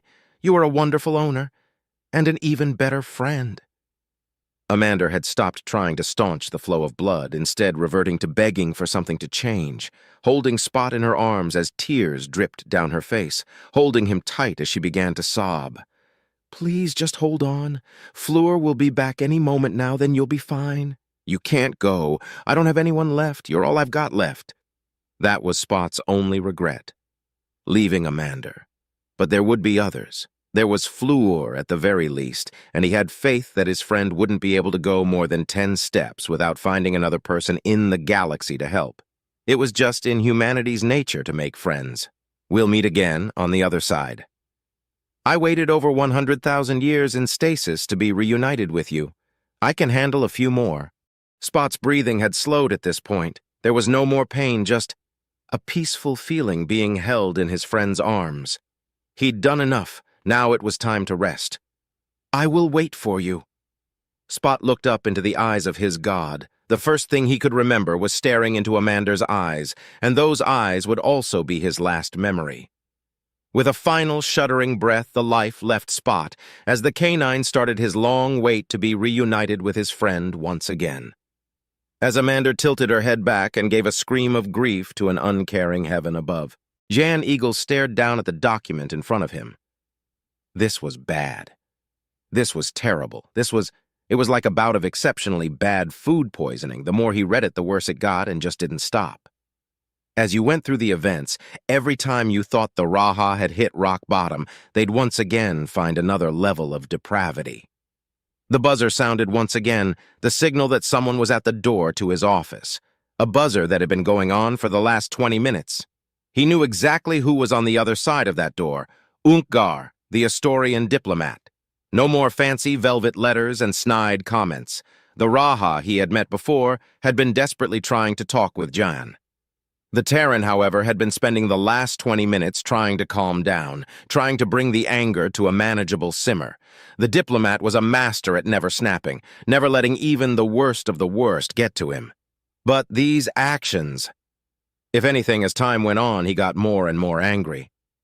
Jan pressed a button to unlock the door, seeing the entrance slide open and revealing a very nervous-looking Raha on the other side, antenna twitching and wringing its little talon-like hands. The Terran made a motion towards the chair opposite his desk, which the insect quickly took. Greetings, bright one. I am so glad we could talk before this gets out of hand. We need to... Shut the fuck up! You don't get to talk, I talk! The Raha was silenced by the pure fury emanating from Jan as Unkgar sat there, silently across from the Terran, squirming in his seat. Somehow those words coming from the normally soft-spoken Jan made them more terrifying. Honestly, even the Terran was slightly concerned with how he felt. The anger was like a burning in his chest. He hadn't felt this way since before going into stasis. Let's go over what happened, shall we? First, a member of your royal family attacks a Terran vessel, injuring one and enslaving another, which breaks all of our previous agreements. It is highly regrettable that Prince Hakthos made the mistake of not verifying such an action we didn't know about. Don't bullshit me. The Terran interrupted the sniveling excuses of the insect in front of him, a tone that stated there was no way argue against the pure rage emanating from the diplomat. We're not really annoyed with that part because your arsehole prince got himself killed doing that. Good riddance, frankly.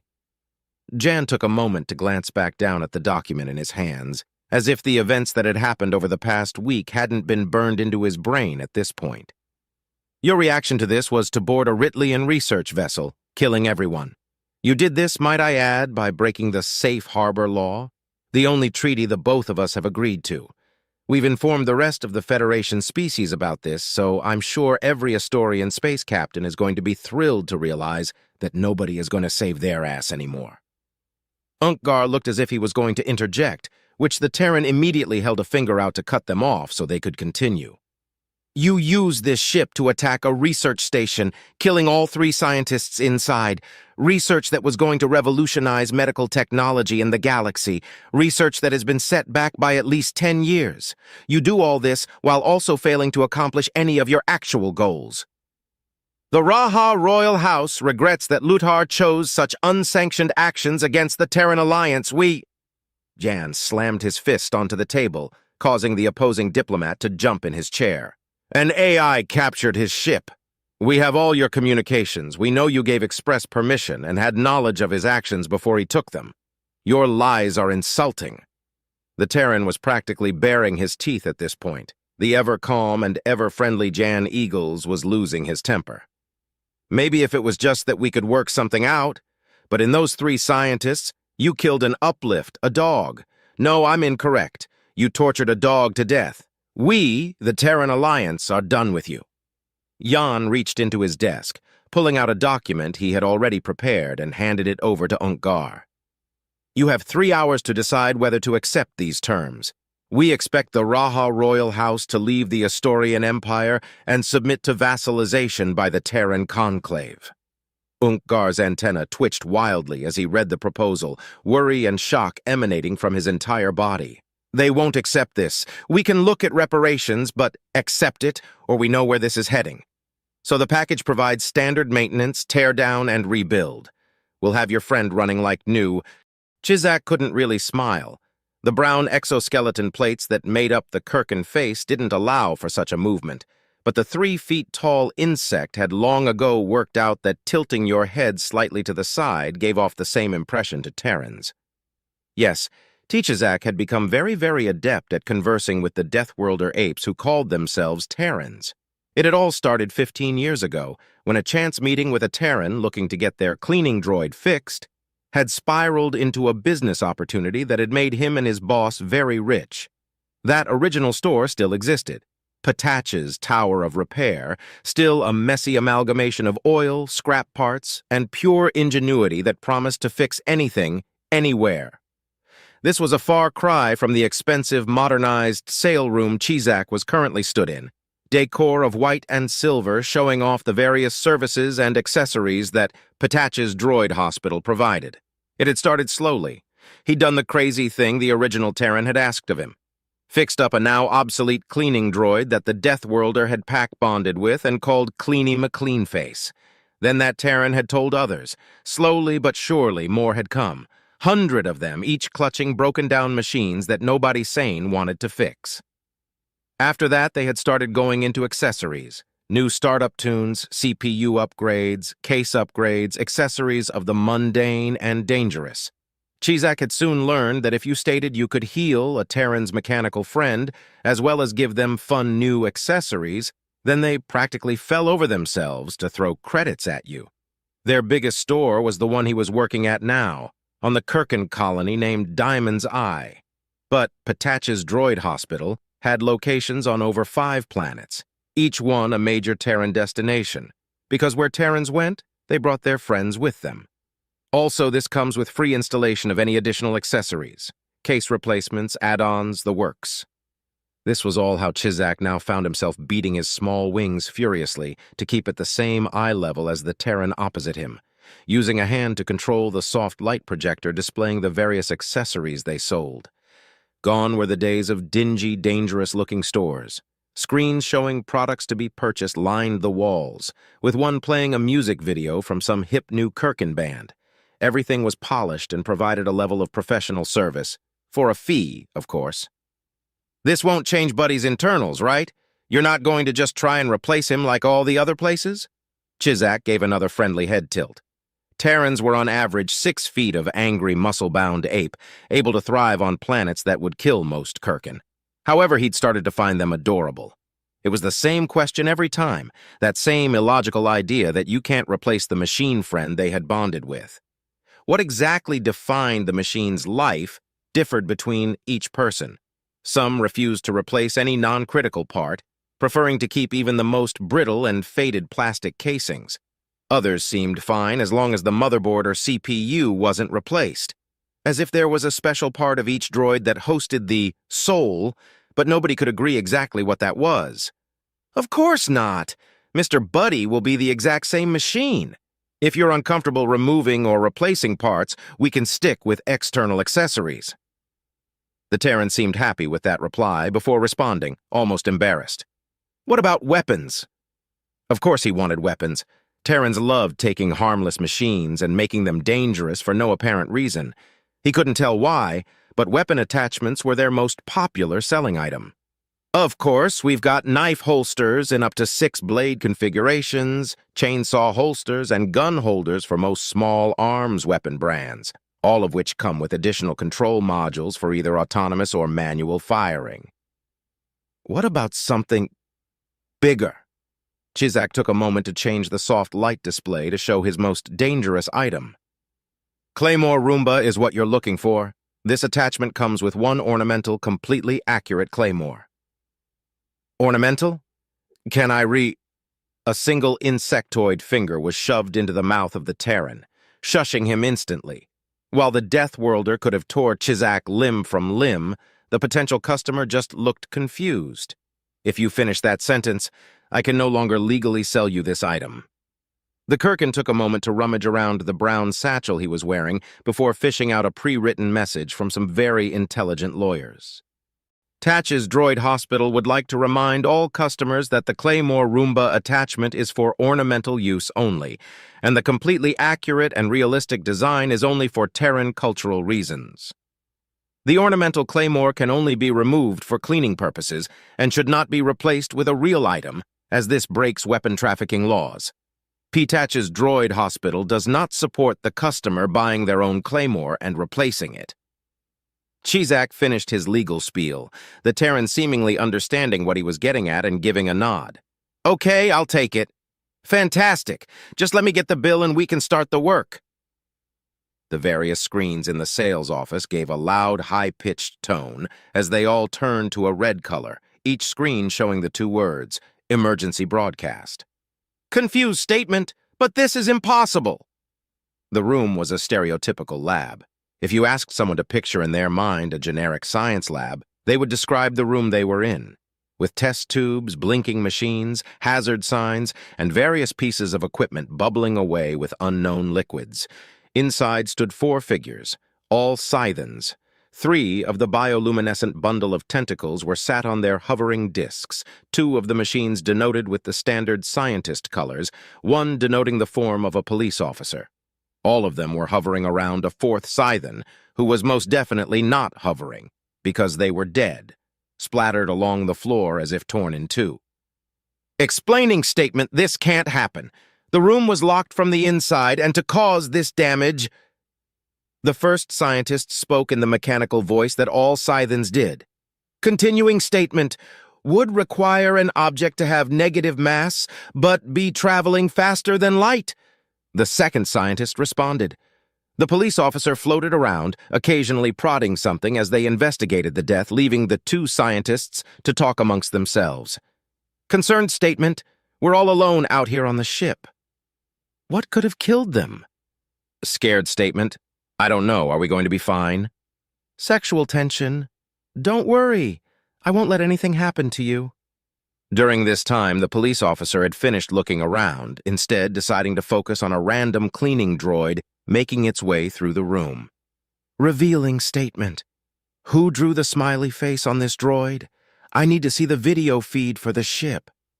In an instant, the feed was brought up on one of the various screens, showing the corridors of the ship over the last few hours, fast-forwarded through in a few moments. Exclamation, stop! Right there! Enhance! The video footage was paused and the single frame enlarged.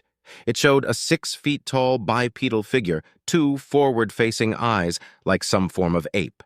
The figure was running along the floor on all fours, only wearing a basic, nondescript uniform of some kind. Shocking statement. You have a Terran on the ship. Oh, fuck off! Dr. Jonathan Fletcher had jumped off the seat, the Terran making an angry gesture with his hand as he shouted at the TV screen. The room was small, standard crew quarters. A bed, a basic couch, and some other creature comforts, such as the TV attached to the wall. A TV that had been paused by the other figure in the room after the Terran's outburst. The Scythen calling themselves Lena, who was currently flashing the colors for confusion. Concerned question, what is wrong, friend Jonathan? Jonathan shook his head, annoyed. It was supposed to be a fun movie night in the darkened room to go watch some Scythen media. Lana had told him of a fun Scythen-made horror movie.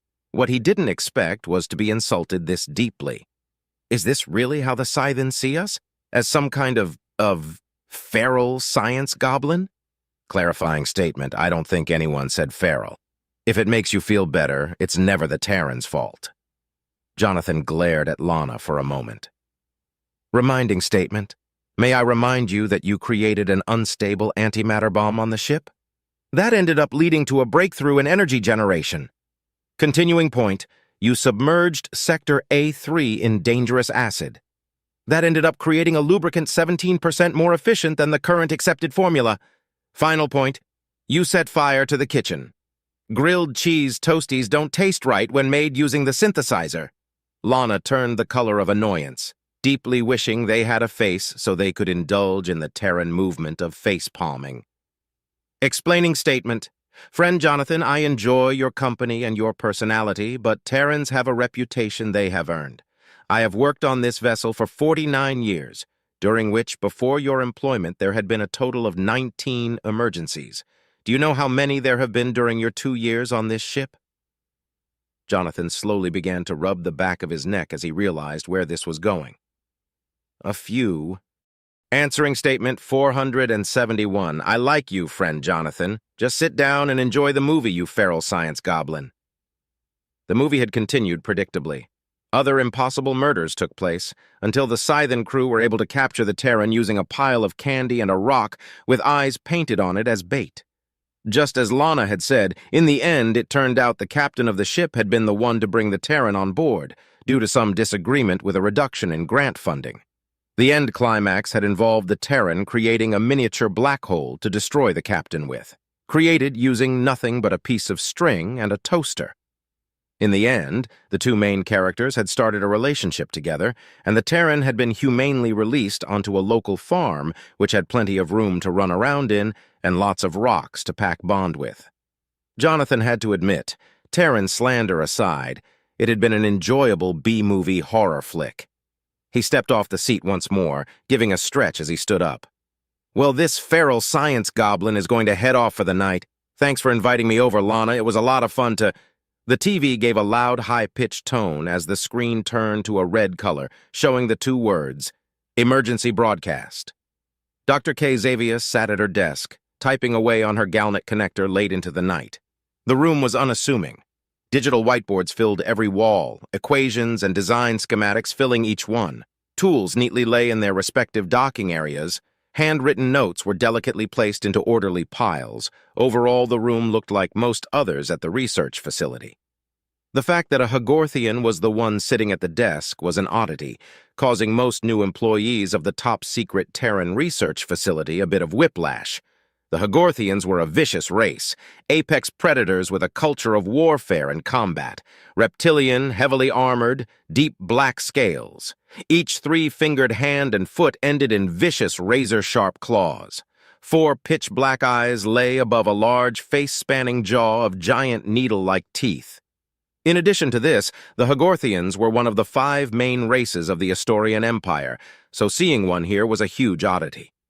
At a glance, there was nothing special about Dr. Zavius, apart from her rather short stature at only 7 feet tall. However, just mentioning her name was enough to make most people understand why she was here. Her name was Dr. Kov Zavius, and she had cured the God Plague. By Hagorthian standards, she was a failure. Her species have an interesting quirk. They never stop growing. An infinite continued growth and regeneration lead into a culture of nearly infinite desire to feed and fight. It wasn't uncommon for mature Hagorthians to reach the height of 10 to 15 feet of pure muscle, and the recorded height of the Emperor Uzba, the current ruler of the species, was over 30. While Dr. Zavius, when compared with most people, would be considered a dangerous accumulation of claw and strength, compared with her species, she was a runt. She had hit 7 feet tall at a young age, then just stopped. Long ago, she could have fixed this genetic defect, but to do so would have removed the second side effect, one she considered far more important than just being physically strong and vicious: her mind.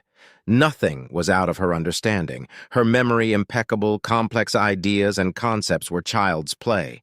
She had left her home planet long ago in search of anything interesting to solve, leaving behind an almost guaranteed death as a runt. It was during this search that she had found out about the Terrans, a small article written in a science journal nobody read. The Exception. It talked about the strange race of AIs that broke Zareth's law, and about a plague that ravaged their creators, a plague they had long been trying to fix. Dr. Zavius had assumed the entire thing would take a year to complete at most, like everything else she had put her mind to. It had taken 31 years. 31 years of study, of experimentation. It had been the best 31 years of her life. During this time, Zavius had grown to love the Terrans. Not for any of the sentimental reasons anyone else did, but for the simple fact that in their insanity and chaos they had provided her with the greatest puzzle. Then, it was over. Sure, others would have been teary-eyed over seeing reunions between human and uplift, human and AI. For Dr. Xavius, it had been a disappointment. For those 30 years, she had the greatest puzzle in her claws, and now it was gone. Sure, the monetary compensation had been huge, not that she needed money in Terran Conclave territory. Her name alone was enough to get anything she required. Xavius secretly guessed that she could probably steal a military ship and drop an antimatter bomb on the most populated city on Earth and get nothing more than a slap on the wrist for it. No, what she wanted, what she needed was more puzzles, more impossible theories to be made possible. The Terrans were not the smartest species in the galaxy, but one thing that Terrans did have was an almost psychotic aversion to the word no. Most species took the laws of the universe as fact and worked around them, while Terrans seemingly were offended by them. This meant that this location was one of the few in the galaxy where exceptional amounts of money and resources were spent trying to break laws and ideals that everyone else had long ago determined to be immutable facts. Impossible challenges, impossible puzzles, with the resources to truly try and solve them. It was everything that Dr. K. Zavius wanted and loved. Sure, the Terrans were way too chatty and social for her tastes, but that was a small price to pay for the gift they gave her. Something, anything, able to challenge her mind. Which is what she was doing in her office, late at night furiously typing away as the Galnet viewer gave a loud, high-pitched tone, the screen turning a bright red and showing the 2 words, Emergency Broadcast. Emergency broadcast due to unforgivable actions taken by the Raha royal house and the Astorian Empire's unwillingness to bring those responsible for their crimes to justice. As of 71 NST, 19th of July at 17 o'clock, the Terran Conclave is enacting Section 3 of the Terran Alliance Agreement, the Mutual Defense Declaration. The Terran Alliance is now at war with the Astorian Empire.